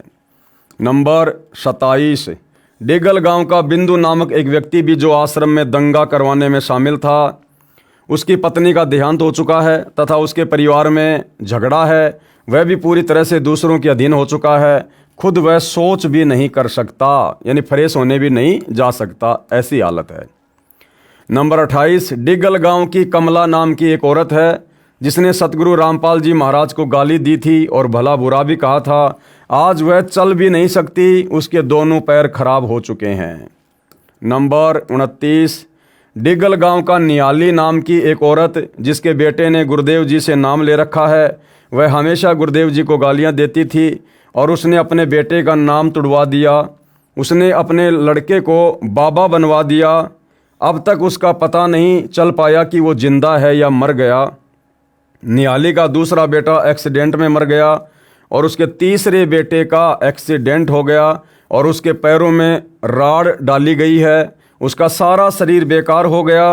वह खुद कुछ भी नहीं कर सकता। निहाली का पति भी तड़फ तड़फ कर मर गया। नंबर 30, डिगल गांव का एक आदमी जिसका नाम चेतराम था, उसकी पत्नी ने गुरुदेव जी से नाम ले रखा था। कुछ समय बाद उसकी पत्नी ने नाम तोड़ दिया। दोनों मिलकर गुरुदेव जी को गाली देने लगे। चेतराम के शरीर में भयंकर बीमारी हो गई। वह बेचैन रहने लगा। कभी बिजली की तारें पकड़ता, कभी घर से भाग जाता। अंत में जोहड़ में डूबकर मर गया। नंबर 31, डिगल गांव का आज़ाद नामक एक आदमी जिसकी पत्नी ने गुरुदेव जी से नाम ले रखा था, वह अपनी पत्नी से कहता था कि तुम्हारे गुरुदेव जी तो पैर दबवाते हैं, तुम नाम छोड़ दो, और अपनी पत्नी से गलत बातें कहता। उसे खुजली की बीमारी लग गई। मेडिकल में भी इलाज नहीं हो पाया और 3 साल बाद तड़फ तड़फ कर मर गया। नंबर 32, डिगल गांव का सोनू नामक लड़का अपने माँ बाप का इकलौता लड़का था। उसके माता पिता भी गुरुदेव जी को गालियां देते थे। सोनू शराब के ठेके पर रहता था। जब आश्रम पर आक्रमण हुआ तो वह अपने दोस्तों के साथ बंदूक लेकर आया था। वह स्वयं भी गुरुदेव जी को गालियां देता था। कुछ समय बाद उसी के दोस्तों ने, जो उसके साथ आक्रमण करने आए थे, उन्होंने आपसी झगड़े में सोनू की गोली मारकर हत्या कर दी। नंबर 33, डिगल गांव का करणे नामक एक आदमी जिसकी पत्नी ने गुरुदेव जी से नाम ले रखा था। इस कारण से वह अपनी पत्नी व बेटियों को गंदी गालियां देता था। उसके आधे शरीर को लकवा मार गया। 4 साल तक तड़फ तड़फ कर मरा, परंतु फिर भी गुरुदेव जी को गालियां देता रहा। उसकी पत्नी व बेटियों ने आज भी नाम ले रखा है। नंबर 34, डिगल गांव का रामफल नामक एक आदमी आश्रम पर आक्रमण करने में ट्रैक्टर लेकर गया था। आश्रम के भगत उसके ट्रैक्टर में बैठने लगे तो उसने उन्हें नीचे उतार दिया और कहा कि तुम तो आश्रम में जाते हो, तुम मेरे ट्रैक्टर में मत बैठो। ये बात करोथा कांड के कुछ दिनों के बाद की है। उसकी पत्नी जलकर मर गई। उसका लड़का डूबकर मर गया। उसकी माँ के कूल्हे की हड्डी टूट गई। अब उसके खुद के पैर में कैंसर हो गई, भुगत रहा है। नंबर 35, डिगल गांव का बाले नामक एक आदमी जो कि आश्रम पर आक्रमण करने में शामिल था, वह कहता था कि आश्रम वालों के घर पर आग लगा दो, और उसने भक्तों के तूड़े में आग लगवा दी, परंतु आग बुझ गई। तूड़े में कोई नुकसान नहीं हुआ। कुछ समय बाद उसके बेटे को हार्ट अटैक आ गया। 2 लाख रुपए खर्च भी हुए, परंतु 1 महीने के बाद वह मर गया। फिर स्वयं बाले को ही लकवा लग गया। बाले के दूसरे बेटे को भी हार्ट अटैक आ गया। 60,000 रुपये लग गए। बाले की पत्नी अपनी लड़की के घर आंख बनवाने गई थी। गांव के मोड़ पर एक बुग्गी आ रही थी। बैल तेजी से भागने लगा। उसने पलट कर देखा तो वह बुग्गी के टायर के नीचे आ गई और मर गई। नंबर 36, डिगल गांव के साहब नामक एक आदमी ने करोथा कांड में कहा कि आश्रम वालों के खेतों से चारा ले आओ। वह भक्तों के खेतों से चारा लाता और उनके पेड़ों की डालियों को तोड़ देता। कुछ ही समय बाद वह फांसी लगाकर मर गया। नंबर 37, एक व्यक्ति राजवीर उर्फ राजू पुत्र चंद्रभान गांव डिगल का स्थायी निवासी था, जिसने सतगुरुदेव जी के साथ साथ भक्तों को भी गालियां दी।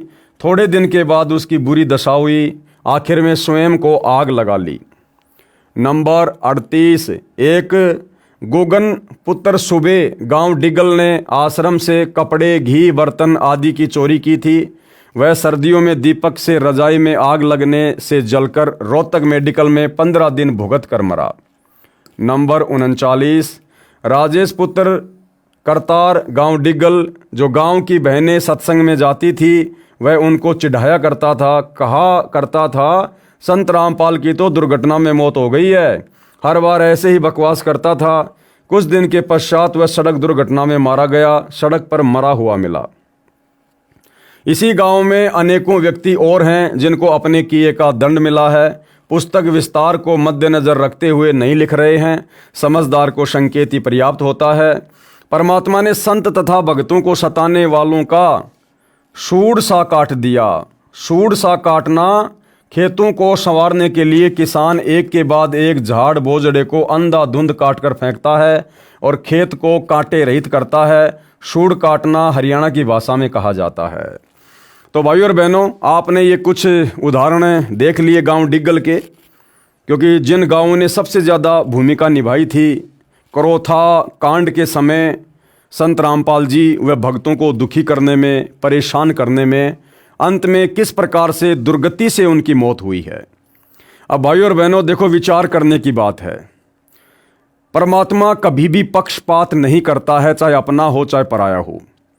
जो परमात्मा सतगुरु रामपाल जी हम भक्तों को शिक्षा देते हैं कि भाई पक्षा पक्षी के कारणे सब जग रहा भुलान और निष्पक्ष होकर हरि भजय वो है संत सुजान। तो परमात्मा अपनी आत्माओं में चाहे भगत हो चाहे जगत हो, किसी में कोई भेदभाव नहीं करता है। सतगुरु का एक लक्षण है कि वे समदृष्टि होते हैं। जो जैसा करता है समय आने पर अपना भोगता है, और पुस्तक भी यही है, भोगेगा अपना कियारे। तो सतलोक आश्रम वाले कह रहे हैं कि जिन डिग्गल गांव वालों ने सतगुरु रामपाल जी के भक्तों को दुखी किया, परेशान किया, उनको गालियां दी और उन भक्तों को डंडू से मारा, अंत में उन लोगों की किस प्रकार दुर्गति से मौत हुई है, परिवार के परिवार उजड़ गए। भाइयों और बहनों, वो डिग्गल गांव वाले थे या झज्जर गांव वाले थे या बागपुर गांव वाले थे, उन्होंने जो गलतियां की वो गलतियां तो हैं। संत को चाहे अनजाने में दुखी करो चाहे जानबूझ के दुखी करो, वो कर्म तो बन गया, लिखा गया, जो आगे चलकर भोगना भी होता है। उनका बुरा समय जल्दी आ गया और उन्होंने अपनी सजा पाई। लेकिन भाइयों और बहनों, खुद सतलोक आश्रमों से जुड़े भक्तों ने, सतगुरु रामपाल जी के परिवार ने, उनके भाई बंधु रिश्तेदारों ने क्या बरवाला कांड 2014 में कुछ वैसी ही भूमिका नहीं निभाई है जिस प्रकार की भूमिका करोथा कांड के समय इन डिग्गल गांव वालों ने निभाई। अरे उन गांव वालों को तो ज्ञान नहीं था, वो तो अध्यात्म से अपरिचित थे, वो तो गलतियां कर सकते थे। लेकिन सतगुरु रामपाल जी का परिवार तो पिछले 25-30 वर्षों से उनकी भक्ति कर रहा था, आध्यात्मिक ज्ञान से परिचित था। फिर इन लोगों ने भक्तों को संत रामपाल जी के नाम की आड़ में कमांडो बनाकर, उनके हाथों में पत्थर देकर, पेट्रोल बम देकर, लठ देकर, बंदूकें देकर पुलिस प्रशासन के सामने मरने मारने के लिए क्यों खड़ा कर दिया। क्या ये गलती नहीं है? क्या ये लोग दोषी नहीं हैं? सतगुरु रामपाल जी जब पृथ्वी पर आते हैं, ये एक अच्छे और सच्चे नागरिक की भी भूमिका करते हैं। अगर संत ही देश का कानून तोड़ेगा, न्यायालय की अवहेलना करेगा, तो भला संत के शिष्य फिर उनकी आज्ञा कैसे मानेंगे? इसलिए तत्वदर्शी संत जब कभी पृथ्वी पर आता है, वो एक अच्छे और सभ्य नागरिक की भूमिका करता है। लेकिन सतगुरु रामपाल जी के अनेकों झूठे मेडिकल सतलोक आश्रम मैनेजमेंट हरियाणा ने चंडीगढ़ हाई कोर्ट में पेश किए और सरेआम कहा गया कि संत रामपाल जी बहुत भयंकर बीमार हैं, उनको देखने की भी समस्या है, वो बिस्तर से उठ भी नहीं सकते, उनको हार्ट अटैक की प्रॉब्लम है। ये बरवाला कांड में आपने इंटरव्यू तो सुने होंगे सतलोक आश्रम के मुख्य भक्तों के मुख से, और किस प्रकार से भोले भाले भक्तों को सतगुरु रामपाल जी के झूठे आदेश की आड़ में बरगलाकर, उनको काले कपड़े पहनाकर, कमांडो बनाकर, हाथों में हथियार देकर, और किस प्रकार से पुलिस प्रशासन से लड़वा दिया। और इसी लड़ाई में हमारे 6 भगत भाई बहनों की मृत्यु हुई। इसका जिम्मेदार कौन है? इसका जिम्मेदार कौन? अगर करोथा कांड के जिम्मेदार डिग्गल गांव वाले हैं, तो बरवाला कांड के जिम्मेदार कौन? बरवाला कांड के बाद में किस गांव में मौतों का कहर टूटा? क्यों नहीं लिखा सतलोक आश्रम वालों ने? अगर बरवाला कांड में किसी आर्य समाजी गांव का हाथ था, किसी प्रशासनिक व्यक्ति का हाथ था, किसी धर्म गुरु का हाथ था, तो आज तक सतलोक आश्रम वालों ने एक भी व्यक्ति का नाम उजागर क्यों नहीं किया? एक भी व्यक्ति के खिलाफ बरवाला कांड को लेकर आज तक मुकदमा क्यों नहीं किया? तो भाइयों और बहनों, बरवाला कांड का दोषी कौन? स्वयं सतलोक आश्रम मैनेजमेंट हरियाणा। और दूसरी बात, बरवाला कांड के बाद जिस प्रकार से सतलोक आश्रम वालों ने काल प्रेरणा के चलते सतगुरु रामपाल जी की गैर हाजिरी में मनमानी करते हुए जो भक्ति विरुद्ध कार्य किए हैं, वर्तमान में कर रहे हैं और संगत की मर्यादा तुड़वा रहे हैं, जिस कारण से संत रामपाल जी की संगत आज अकाल मौत मर रही है, इसका जिम्मेदार कौन? क्या ये गलतियां नहीं है? वो गांव वाले तो गलती कर सकते थे, डिग्गल वाले, वो संत के ज्ञान से अपरिचित थे, परमात्मा के विधान से अपरिचित थे, उन्होंने गलतियां कर दी। लेकिन सतगुरु रामपाल जी के भगत, उनके परिवार के सदस्य, उनके रिश्तेदार, संत रामपाल जी का भाई महेंद्र, उनके दोनों बेटे मनोज और वीरेंद्र, क्या ये भी परमात्मा के विधान से परिचित नहीं थे? 2014 बरवाला कांड के बाद भी इन्होंने भक्तों से मर्यादा तोड़वाना बंद नहीं किया। राजनीति का संत रामपाल जी से कोई लेना देना नहीं, लेकिन इन्होंने 2019 में कांग्रेस को वोट डलवा दिए और 2024 में बीजेपी को वोट डलवा दिए। जगह जगह मुख्यमंत्री की राजनीतिक रैली में, प्रधानमंत्री की राजनीतिक रैली में बेचारी नादान संगत को धक्के खिला रहे हैं। दुनिया भर की आन उपासना के केंद्रों पर जाकर भंडारा लगा रहे हैं। जैसे अयोध्या में राम मंदिर उपासकों के लिए भंडारा लगा दिया, आन उपासना में सहयोग कर दिया। क्या ये दोष नहीं है? क्या ये जुर्म नहीं है? 30 मई 2025 को रोहतक में परशुराम की जयंती पर, जिस जयंती से सतगुरु रामपाल जी का, उनके पंथ का, उनके भक्तों का किसी प्रकार से कोई लेना देना नहीं है, उस समाधि स्थल पर, उस परशुराम की जयंती पर हरियाणा रोडवेज की 500 बसों में बैठाकर राजनीतिक इशारों पर संत रामपाल जी के 50,000 भक्तों को वहां बैठा दिया गया, उनकी मर्यादा तुड़वाई गई। हरियाणा के जाट आरक्षण में, जिस आरक्षण से ना तो सतगुरु रामपाल जी का कोई लेना देना, ना उनके भक्तों का, और उन्हीं के नाम की आड़ में सतगुरु रामपाल जी के परिवार ने लाखों भक्तों को जाट आरक्षण में बैठा दिया। भक्तों के दान धर्म का पैसा करोड़ों में उन जाट आरक्षण वालों को चंदे के रूप में दिया गया। क्या ये गलतियां नहीं है? राजस्थान के गैंगस्टर आनंदपाल सिंह की सीबीआई जांच के समर्थन में 5 लाख रुपए राजपूत करणी सेना को अजमेर में दिए गए और हजारों भक्तों को राजपूत करणी सेना की रैली में बैठा दिया गया। क्या ये मर्यादा तोड़वाने के अंतर्गत नहीं आता है? धनाना गांव में करोड़ों रुपये का बैडमिंटन का स्टेडियम बनवा दिया गया, जबकि सतगुरु रामपाल जी अपने भक्तों को मोबाइल में भी किसी प्रकार का वीडियो गेम या अन्य किसी भी प्रकार का कोई भी गेम खेलने के लिए मना करते हैं। क्या ये मर्यादा तोड़वाना नहीं है? संगत के दान धर्म का दुरुपयोग नहीं है? और वर्तमान में तो इन्होंने हद कर रखी है। गांव गांव में जाकर संत रामपाल जी के झूठे मान सम्मान के बहाने सारा का सारा खर्चा खुद करते हैं। खाने का, पीने का, टेंट का, स्टेज का, डीजे का, स्क्रीन का, चेयर का, गांव वालों को बुलाते हैं, झूठा मान सम्मान करवाते हैं और वहाँ पर औरतों को नचवाते हैं, वहाँ पर औरतों को नचवाते हैं, वहाँ पर आदमियों को नचवाते हैं, वहाँ पर ढोलक पेटी के ऊपर भजन गवाए जाते हैं। क्या ये सतगुरु रामपाल जी की मर्यादाओं का उल्लंघन नहीं है? और भी भाइयों और बहनों, बहुत सारे कुक्रम जो आए दिन ये लोग करते ही जा रहे हैं काल प्रेरणा से। तो भाइयों और बहनों, अगर उन नादान व्यक्तियों को, डिग्गल गांव वालों को, जिनकी हिस्ट्री अभी आपने पढ़ी देखी, जिनको भक्ति का ज्ञान नहीं, भगवान की जानकारी नहीं, जब उन्होंने गलतियां की तो उन गलतियों की सजा उन्होंने समय आने पर कैसी कैसी पाई आपकी आंखों के सामने है। और जो भगत जानबूझकर गलतियां कर रहे हैं, क्योंकि आपने इसी पुस्तक में ऊपर पढ़ी एक वाणी कि जानबूझ सांची तजय करे झूठे से ने, जाकी संगत हे प्रभु शौपन में भी ना दे। यानी जिन लोगों ने सतगुरु रामपाल जी को सताया, दुखी किया, उनका किस प्रकार से सर्वनाश हुआ।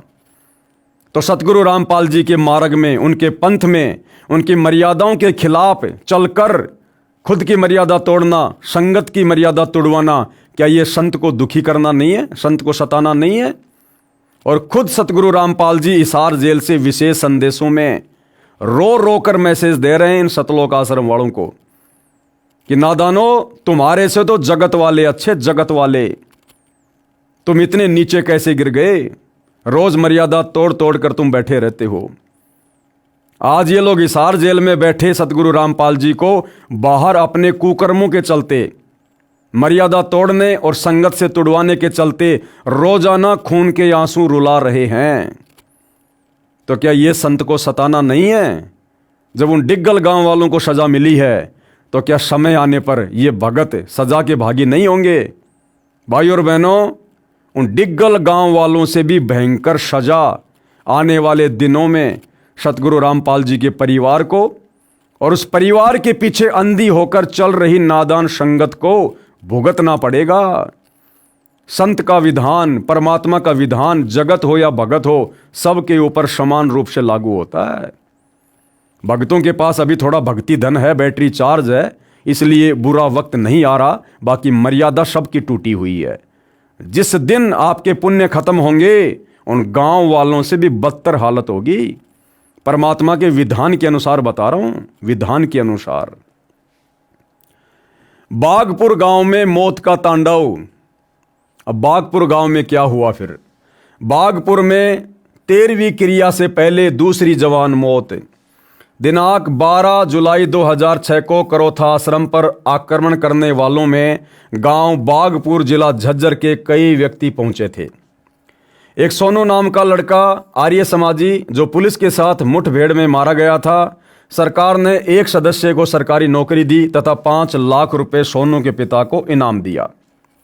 आर्य समाजी मुख्यमंत्री भूपेंद्र सिंह हुड्डा ने झूठा मुकदमा सतलोक आश्रम के संचालक संत रामपाल जी महाराज तथा उनके भक्तों पर बनाकर जेल में डाल दिया। और उसी भूपेंद्र सिंह हुड्डा को 2019 में इन्हीं सतलोक आश्रम मैनेजमेंट हरियाणा वाले भक्तों ने, सतगुरु रामपाल जी के परिवार ने एक बार फिर से हरियाणा का मुख्यमंत्री बनाने के लिए एडी से चोटी तक का जोर लगा दिया। हरियाणा में फुल टू फुल 2019 में इसी भूपेंद्र सिंह हुड्डा को समर्थन दिया गया, जो भूपेंद्र सिंह हुड्डा संत रामपाल जी पर झूठा मुकदमा 2006 में लगवा रहा है। तो भाइयों और बहनों, गुरुद्रोही कौन? जो अपने गुरुजी के दोषी, गुरुजी के अपराधी, करोथा कांड के अपराधी भूपेंद्र सिंह हुड्डा का आज वर्तमान में समर्थन कर रहा है, जिस भूपेंद्र सिंह हुड्डा ने अपने कुकर्मों के लिए आज तक कभी गुरुदेव से माफी तक नहीं मांगी। आर्य समाजी मुख्यमंत्री भूपेंद्र सिंह हुड्डा ने झूठा मुकदमा सतलोक आश्रम के संचालक संत रामपाल जी महाराज तथा उनके भक्तों पर बनाकर जेल में डाल दिया। रोहतक पेशी पर संत रामपाल जी महाराज के दर्शन करने आने वाले भक्तों को गांव डिगल, करोथा तथा गांव बागपुर के व्यक्तियों द्वारा बेरहमी से पीटा जाता है। और जब संत रामपाल जी के भगत अपनी तारीखों पर कोर्ट में जाते हैं या जाते थे, तो ये गांव वाले लोग उनको पीटा करते थे। और इसकी सजा फिर आगे चल के इनको क्या मिली होगी, लेखक आगे क्या बता रहा है। भोगेगा अपना किया रे, ये करोथा कांड की कुछ तस्वीरें हैं जो मार पिटाई से संबंधित हैं। क्यों, क्या लिखा हुआ यहां पर? कोर्ट के परिसर के बाहर पिटाई के बाद लहू लुहान हुआ युवक। युवक की पिटाई करते हुए ग्रामीण। यानी करोथा कांड के बाद जब संत रामपाल जी के भगत कोर्ट में अपनी तारीखों पर जाते थे, तो बागपुर गांव के लोग उन भक्तों की डंडों से पिटाई किया करते थे, उनको लहू लुहान कर दिया करते थे। और आगे चलकर दुर्गति से इन लोगों की फिर मौतें हुई। भाइयों और बहनों, आज यही कार्य तो सतलोक आश्रम कर रहा है। यही कार्य तो वर्तमान में भक्तों को डंडों से पीटना, पत्थरों से पीटना, उनकी मार पिटाई करना, ये सतलोक आश्रम वाले कर रहे हैं। तो क्या ये लोग आने वाले समय में परमात्मा के कहर से बच जाएंगे? मैं पवन दास, सतगुरु रामपाल जी का अदना सा शिष्य, 2014 बरवाला कांड के बाद जिस प्रकार से सतलोक आश्रम वालों ने सतगुरु रामपाल जी के भक्ति विधान को तोड़कर और सांसारिक लोगों के साथ मिलकर, राजनेताओं के साथ मिलकर जो भक्ति विरुद्ध कर्म करने शुरू किए, संगत की मर्यादाएं तोड़वानी शुरू की, तो मेरे साथ मेरे कुछ भगत भाई बहनों ने और मैंने संगत को जगाने के लिए वीडियो बनाने शुरू किए। और पिछले 10 वर्षों से हमारा ये संघर्ष इन सतलोक आश्रम वालों से चल रहा है। मुझ पवन दास के ऊपर 4 झूठे मुकदमे सतलोक आश्रम वालों ने लगा दिए। और मैं पवन दास जब 12 अगस्त 2025 को अपनी पेशी पर हिसार कोर्ट में गया, साथ में जयपुर से 2 भगत मेरे साथ थे, तो इन्हीं सतलोक आश्रम वालों ने, सतलोक आश्रम धनाना वालों ने, चांद राठी जो कि सतलोक आश्रम का मीडिया प्रभारी है, उसने अपने गुंडे भेजे, बसंत सैनी और कुछ भक्तों को जो 10-12 की संख्या में थे, गाड़ी में आए थे। और हिसार कोर्ट के बाहर जयपुर से जो 2 भगत मेरे साथ गए थे तारीख पर, भगत मुकेश दास, भगत मनोज दास, उन दोनों की इन लोगों ने किस प्रकार से बेरहमी से पिटाई की हिसार कोर्ट के बाहर पेट्रोल पंप पर, जिसका वीडियो हमने बाद में पेट्रोल पंप वालों से लिया, जो वीडियो आप जी देख रहे हैं। तो ये सारनाम प्राप्त भगत सतलोक आश्रम धनाना वाले, ये बसंत सैनी गांव गांद्रा जिला रोहतक वाला, जो अपने कुछ अन्य साथियों के साथ, जो कि सारे के सारे भगत हैं, और हम हिसार की तारीख पर गए लोगों को किस प्रकार से बेरहमी से पीट रहे हैं। तो क्या भाई समय आने पर इन लोगों के साथ इंसाफ नहीं होगा? क्या इन लोगों ने अपने किए कर्मों का भोग नहीं भोगना होगा? अरे गांव वालों के पास में तो पुण्य नहीं थे, भक्ति नहीं थी, इसलिए उनका सर्वनाश जल्दी हो गया। और भगत होकर, जानबूझकर सांची तजकर और अपने गुरु की मान मर्यादाओं की धज्जियां उड़ाते हुए अपने ही निर्दोष गुरु भाइयों को इस प्रकार से पीटने वाले, मारने वाले, क्या ये परमात्मा के कहर से बचेंगे? हम इनको कोई बद्दुआ नहीं देते, ना हम दे सकते परमात्मा के विधान अनुसार। लेकिन भाई और बहनों, परमात्मा का विधान है, भोगेगा अपना किया रे। इससे पहले जयपुर में मुझ पवन दास के घर में घुसकर सतलोक आश्रम के गुंडों ने, जिनमें सतलोक आश्रम का जो वर्ल्ड कोऑर्डिनेटर है देशराज मान दिल्ली वाला, जो उत्तर प्रदेश में श्यामली आश्रम का संचालक है, एक प्रवेश नाम का लड़का दिल्ली से, और यही बसंत सैनी और इसके साथ में 5-7 लोग और, ये सभी लोग जयपुर में मुझ पवन दास के घर पर आते हैं। मैंने अपना भगत भाई समझकर इनके लिए नाश्ते पानी का इंतजाम करवाया बच्चों को बोलकर। इन्होंने अचानक से हमारे ऊपर हमला बोल दिया, बच्चों को रसोई में धक्का देकर बंद कर दिया, बोले अगर आवाज़ की तो जान से मार देंगे। और मुझ पवन दास को आप देख रहे हैं किस प्रकार से इन्होंने लट्ठों से मारा, पूरा शरीर इन्होंने लाल कर दिया। वो तो गुरुदेव भगवान की रजा थी, जो दास को कोई विशेष नुकसान नहीं हुआ, अन्यथा अपनी तरफ से ये लोग मुझे जानवर की तरह मार कर गए थे। तो क्या समय आने पर भाई और बहनों इनका इंसाफ नहीं होगा? क्या अपने किए कर्मों का भोग ये लोग नहीं भोगेंगे? उससे पहले 2016 में मैं पवन दास मध्य प्रदेश में गया हुआ था, संगत के बीच में बैठा हुआ था, बरवाला कांड के विषय में भाई बहनों को बता रहा था। उसी समय मध्य प्रदेश का स्टेट कोऑर्डिनेटर विष्णु साहू अपने 10-12 साथियों के साथ गाड़ी भरकर हथियारों समेत आता है और किस प्रकार से मुझ पवन दास को सारे मिलकर लट्ठों से मार रहे हैं। क्या इससे परमात्मा खुश होता है, प्रसन्न होता है? क्या समय आने पर परमात्मा के भक्ति विधान से परिचित ये भगत भाई अपने किए कर्मों का भोग नहीं भोगेंगे? अवश्य भोगना पड़ेगा, अवश्य। ये परमात्मा का विधान है। परमात्मा के घर देर है, अंधेर नहीं है। तो किस प्रकार से जो भगत भाई थे, जो क्रोथा कांड के बाद रोहतक में कोर्ट में तारीखों पर जाया करते थे और आसपास के गांव वाले किस प्रकार से उनकी पिटाई किया करते थे, आज ये सतलोक आश्रम वाले पुस्तकें बना बना के दिखा रहे हैं। क्या आने वाले समय में जो वीडियो तुम सतलोक आश्रम वालों के कुकर्मों के बन चुके हैं, मार पिटाई के बन चुके हैं, झूठे मुकदमों के बन चुके हैं, क्या देश और दुनिया नहीं देखा करेगी? क्या देश और दुनिया तुम्हें नहीं धिक्कारा करेगी? जिस प्रकार से आज भगत भाई इन लोगों को धिक्कार रहे हैं, तो भाई भोगेगा अपना किया रे, कर्म फल भोगना पड़ता है। ये अखबार की न्यूज है। हरिभूमि रोहतक मंगलवार 1 अगस्त 2006। रामपाल के अनुयायियों को धुना, जो तारीख पर जाया करते थे, किस प्रकार से गांव वाले उनकी पिटाई कर रहे हैं, ये देखिएगा। फिर हुई रामपाल के समर्थक की धुनाई। इस पाप कर्म का फल इन गांव वालों को मिला जो इस प्रकार है। लेखक कह रहा है कि संत रामपाल जी के भक्तों को मारने का, पीटने का जो फल है, आगे चलकर उन बागपुर गांव वालों को भी भुगतना पड़ा, जो इस प्रकार है। दिनांक 4/11/2010 के दैनिक भास्कर समाचार पत्र में छपा कि गांव बागपुर में 1 वर्ष में 100 से ज्यादा जवान मौत हो चुकी हैं।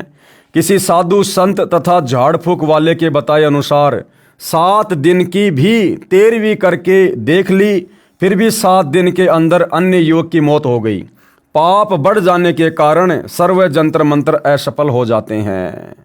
तो भाई गांव वालों के पास में तो भक्ति नहीं थी, वो संत रामपाल जी के भगत नहीं थे, जिस कारण से उनके पाप कर्म जल्दी उजागर हो गए और उनका सर्वनाश हो गया।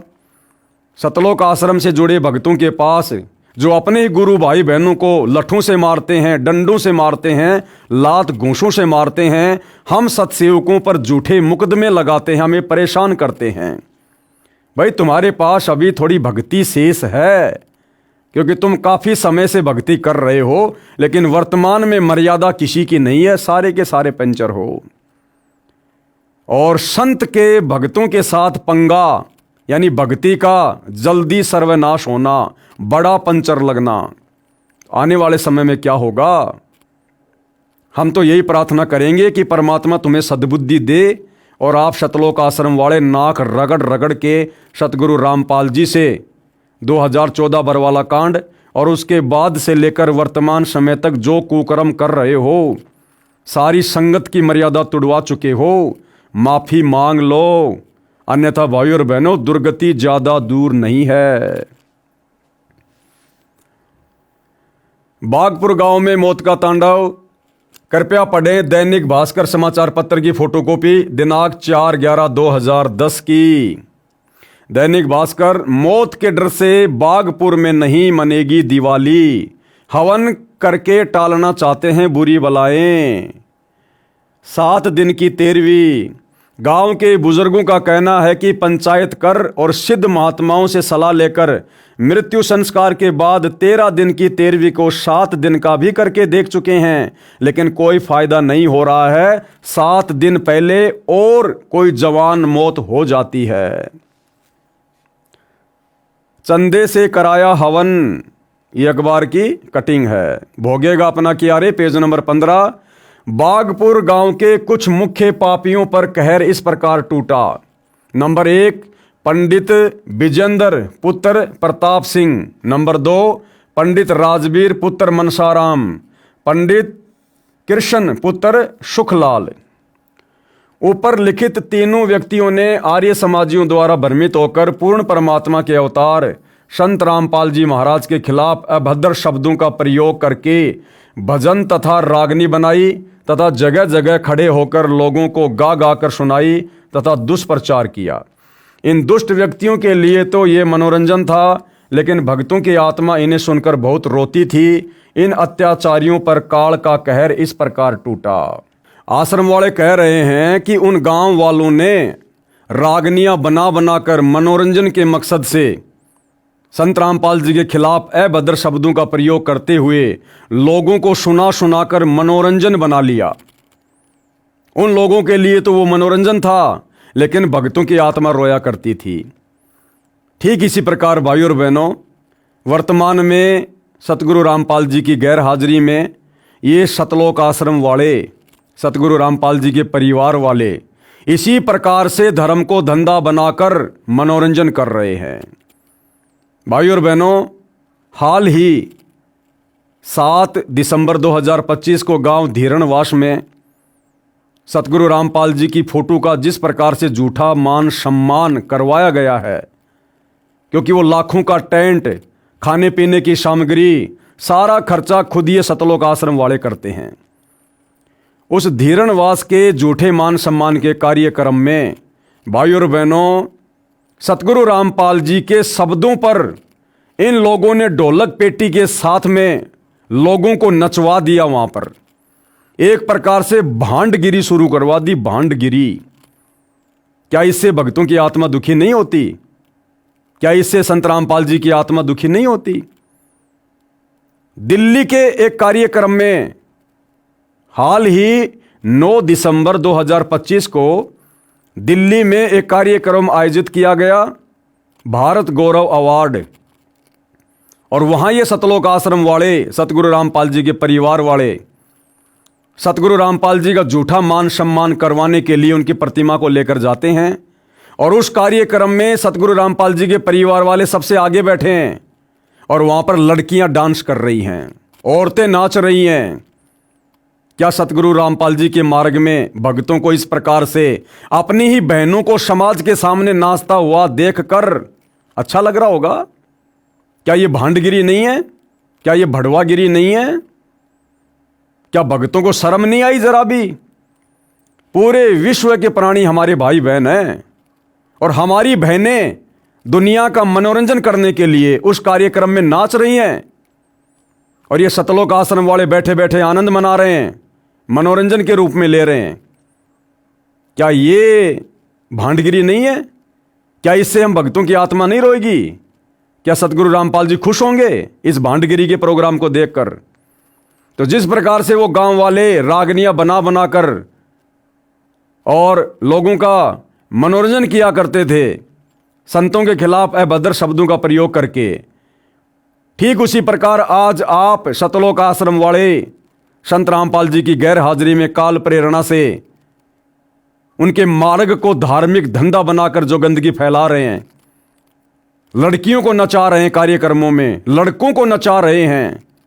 संत रामपाल जी का एक शब्द है, जय बोलो बंदी छोड़ की, तो मिलकर संगत सारी जय बोलो बंदी छोड़ की।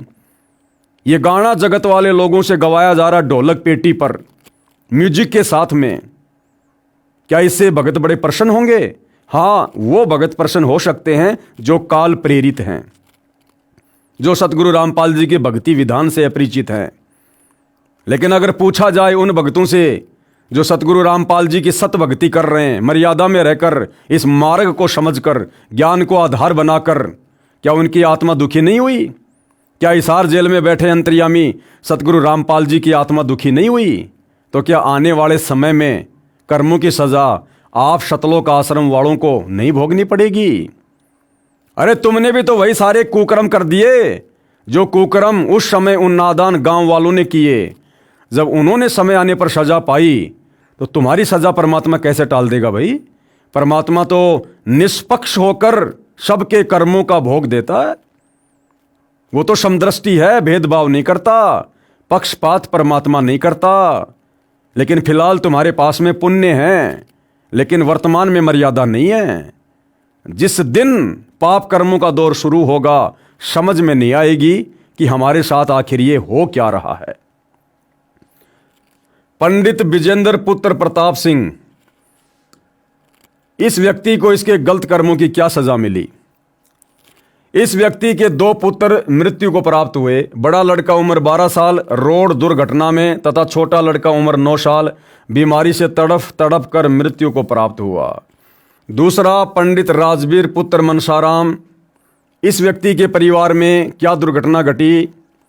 इस व्यक्ति से काल ने अपनी ही चाची की हत्या करवाई, जिस कारण आपसी रंजिश भी हो गई तथा 302 का मुकदमा बना और जेल जाना पड़ा। इस कारण घर की आर्थिक स्थिति खराब हो गई और इसी कारण अपनी जमीन बेचनी पड़ी। नंबर 3 कृष्ण पुत्र सुखलाल, ये व्यक्ति एक्स सर्विसमैन था, अपना घर परिवार ठीक ठाक चला रहा था, लेकिन इसने आर्य समाजियों द्वारा भ्रमित होकर पूर्ण परमात्मा के अवतार परम कृपया पात्र संत रामपाल जी महाराज तथा भक्तों के खिलाफ दुष्प्रचार करके अपने कर्म बिगाड़ लिए।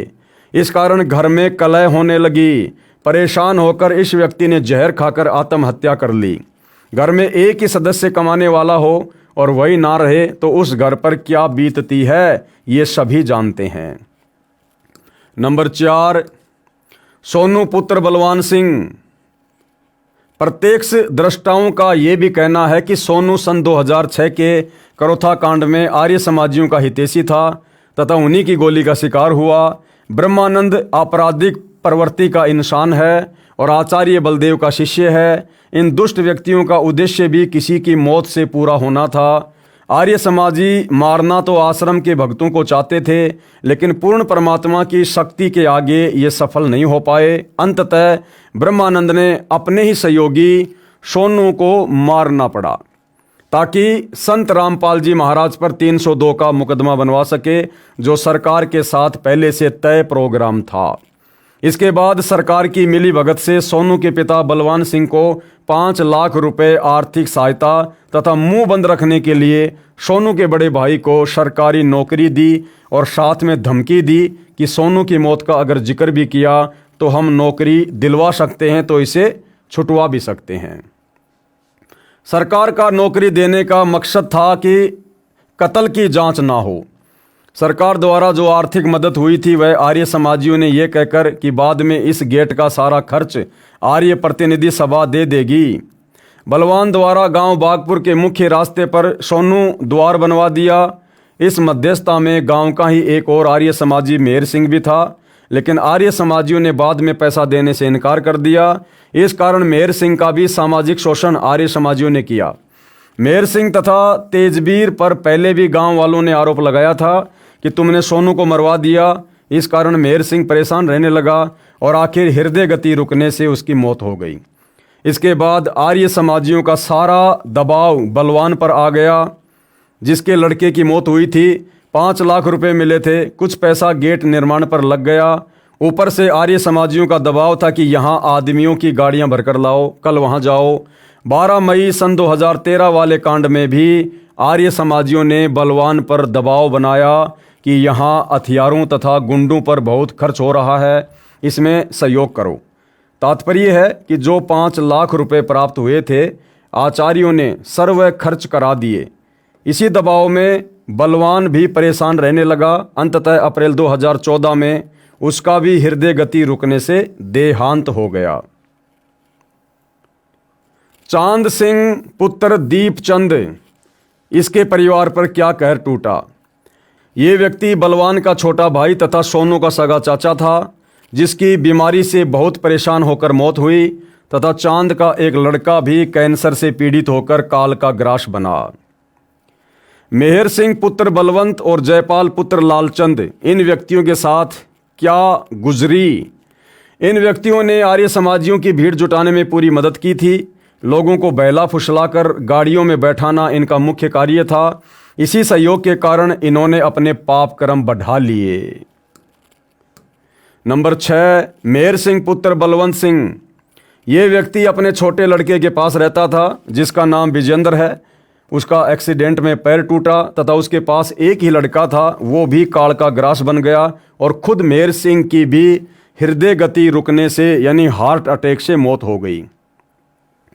नंबर 7, जयपाल पुत्र लालचंद।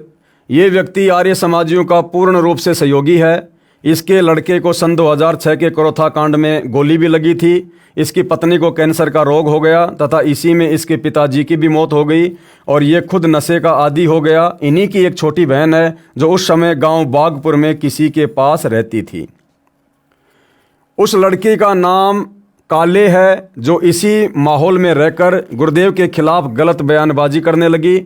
इस लड़की पर ऐसा कहर टूटा जो बहुत दिल दहलाने वाला है।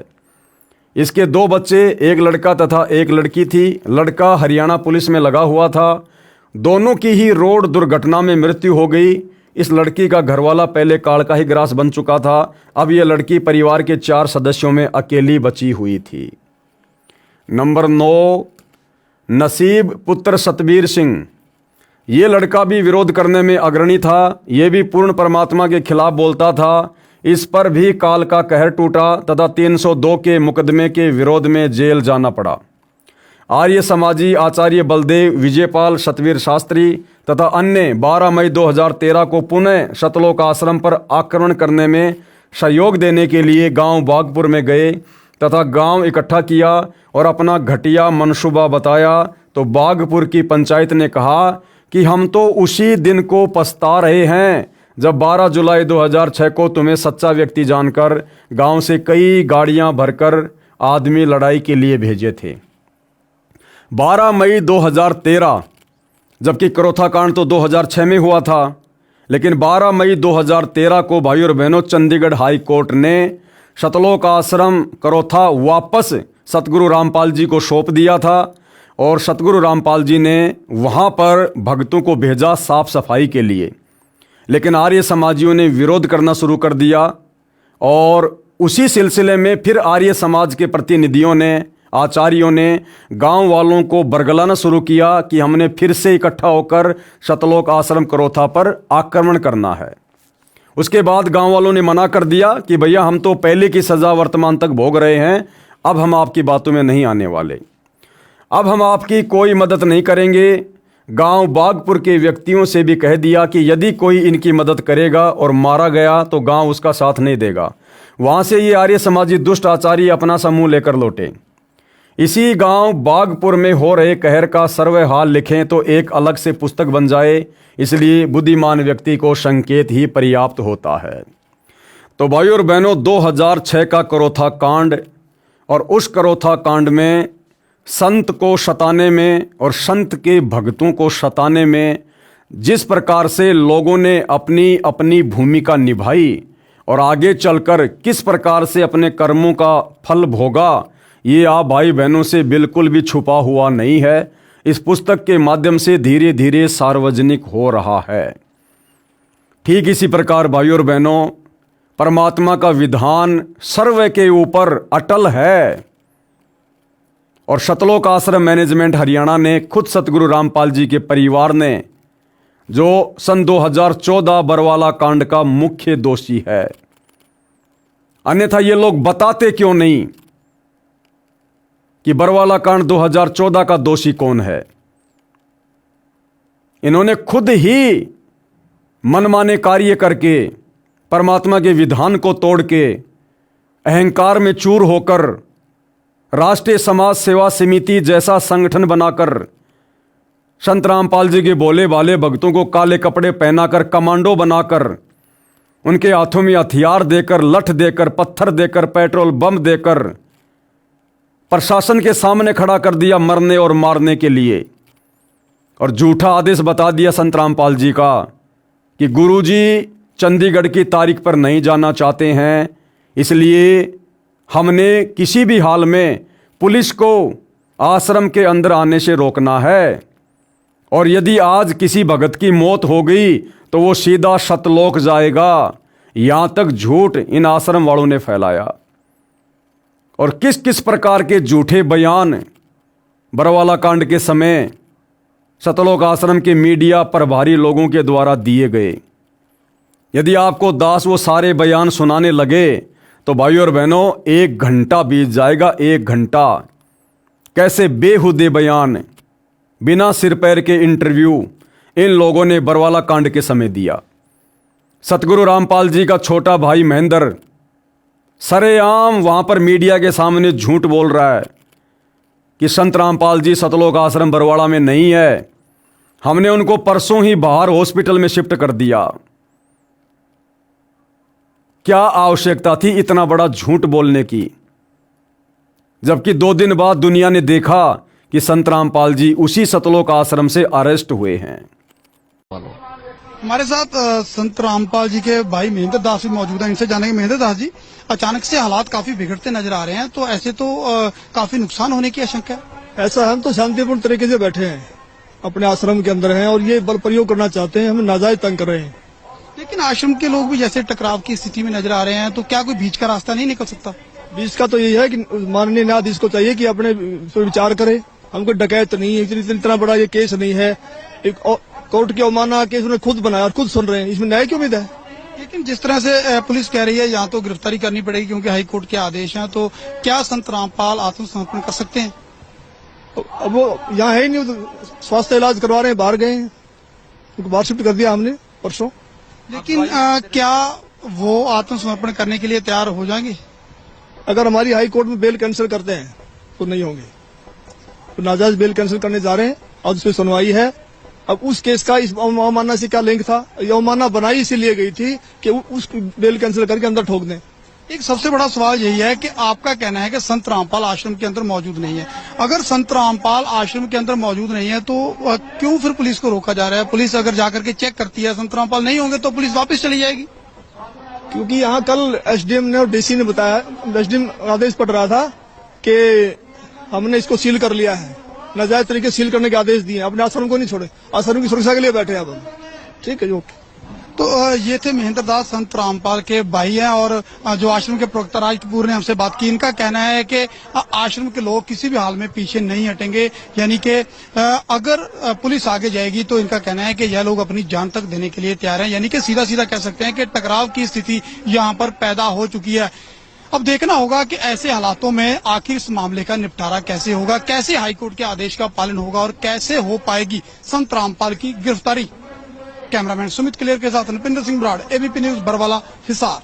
सतलोक आश्रम का एक अन्य मीडिया प्रभारी जिसका नाम है राज कपूर उर्फ प्रीतम सिंह, उसने बयान दिया कि आने वाली 17 तारीख तो क्या, उसके बाद भी हम सतगुरु रामपाल जी को किसी भी झूठे मुकदमे में कोर्ट में तारीख पर नहीं जाने देंगे। और अगर सतगुरु रामपाल जी खुद भी तारीख पर जाना चाहेंगे, शब्दों पर ध्यान देना भाई और बहनों, आप बालक नहीं हो। उसने कहा यदि सतगुरु रामपाल जी खुद भी तारीख पर जाना चाहेंगे तो हमारी लाशों के ऊपर से गुजरना पड़ेगा। रामपाल जी महाराज के खिलाफ प्रशासन ने यदि कानून की आड़ लेके, न्यायालय का भय दिखा के यदि कोई उन्हें फंसाने का प्रयास किया, उन्हें गिरफ्तार करने का बीमारी की हालत में प्रयास किया, तो हम अपनी जान देकर उसका विरोध करेंगे। और उसके बावजूद यदि संत रामपाल जी महाराज भी इस हालात में खुद न्यायालय जाना चाहें तो संत रामपाल जी महाराज को भी हमारी 1 लाख लोगों की लाशों के ऊपर से गुजरना पड़ेगा। ये आज हमने निर्णय लिया है सर। इसलिए किसी भी सूरत में 17 तारीख तो क्या, उससे आगे भी हम संत रामपाल जी महाराज को किसी भी झूठे मुकदमे में न्यायालय में उपस्थित नहीं होने देंगे जब तक हम जिंदा हैं। 1 लाख लोग, ये 25 लाख भारत के अन्य हिस्सों में रहते हैं, वो सब के सब मरना पसंद करेंगे अन्याय को सहन करने के बजाय। तो ये गुरु भगत हैं या गुरु द्रोही हैं? और इन्होंने ऐसा किया भाई और बहनों, बेचारे निर्दोष भक्तों को पुलिस के हाथों मरवा दिया। और उन हत्याओं का मुकदमा किसके सिर लगा? सतगुरु रामपाल जी के। आज पिछले 10 वर्षों से हिसार जेल में सजा कौन काट रहे हैं? सतगुरु रामपाल जी। और ये सारे के सारे नालायक व्यक्ति अपनी अपनी जमानत करवाकर आज उसी परम संत के नाम पर बोली भाली संगत की भक्ति विरुद्ध कार्य कर करके मर्यादा तोड़वा रहे हैं। तो भाई और बहनों, समय आने पर इन लोगों के साथ में क्या होगा ये भी छुपा हुआ नहीं है। आने वाले समय में लोगों को पुस्तकें लिखने पड़ेंगी, पुस्तकें, कि किन किन नालायक भक्तों ने, सतगुरु रामपाल जी के परिवार ने, उनके रिश्तेदारों ने, भाई बंधुओं ने संत जी के जेल में रहते सहते बाहर जो भक्ति विरुद्ध कर्म करके संगत की मर्यादा तुड़वाई, काल की गोद में बैठाया, आगे चलकर उन लोगों को क्या क्या कष्टों का सामना करना पड़ा, कैसी कैसी यातनाएं भोगनी पड़ी। आने वाली पीढ़ियां भी सावधान रहेंगी, सावधान, कि परमात्मा ऐसी गलती हम नादानों से कभी भूलकर ना हो जाए जो गलतियां इस काल ने आपके कलयुगी परिवार से करवा दी, इन बड़े बड़े भक्तों से करवा दी। तो भाई और बहनों, इतिहास बनेगा, इतिहास। तो आज की वीडियो में भाई और बहनों, पूज्य गुरुदेव भगवान के आशीर्वाद से केवल इतना ही। इस पुस्तक भोगेगा अपना किया के ऊपर वीडियो बनाने की श्रृंखला जारी है। कल हम फिर से इस पुस्तक पर वीडियो बनाएंगे, आप जियों के समक्ष आएंगे और बहुत सारी सच्चाई और बहुत सारी शिक्षा इस पुस्तक के माध्यम से हमें जानने और समझने को मिलेगी। और भविष्य में हम भी सतर्क रहेंगे कि जो गलतियां काल प्रेरणा से गुरुदेव के ज्ञान को आधार ना बनाकर गुरु को अपने जैसा मानुष मानकर हमारे ही भगत भाई बहनों ने की, सतलोक आश्रम वालों ने की, ऐसी गलतियां निकट भविष्य में हमसे कभी ना हो जाए तो हम सतर्क भी रहेंगे। और सतर्क रहेंगे तो मर्यादा टूटने से बचेगी, और मर्यादा टूटने से बचेगी तो हमारी भक्ति भी फलेगी और फूलेगी। तो भाई और बहनों, आज की वीडियो में केवल इतना ही। गुरुदेव भगवान हम सभी को आशीर्वाद दें, सद्बुद्धि दें और हमें सत भक्ति मार्ग पर मर्यादाओं के साथ आगे बढ़ने की प्रेरणा करें। बंदी छोड़ सतगुरु रामपाल जी भगवान की जय हो।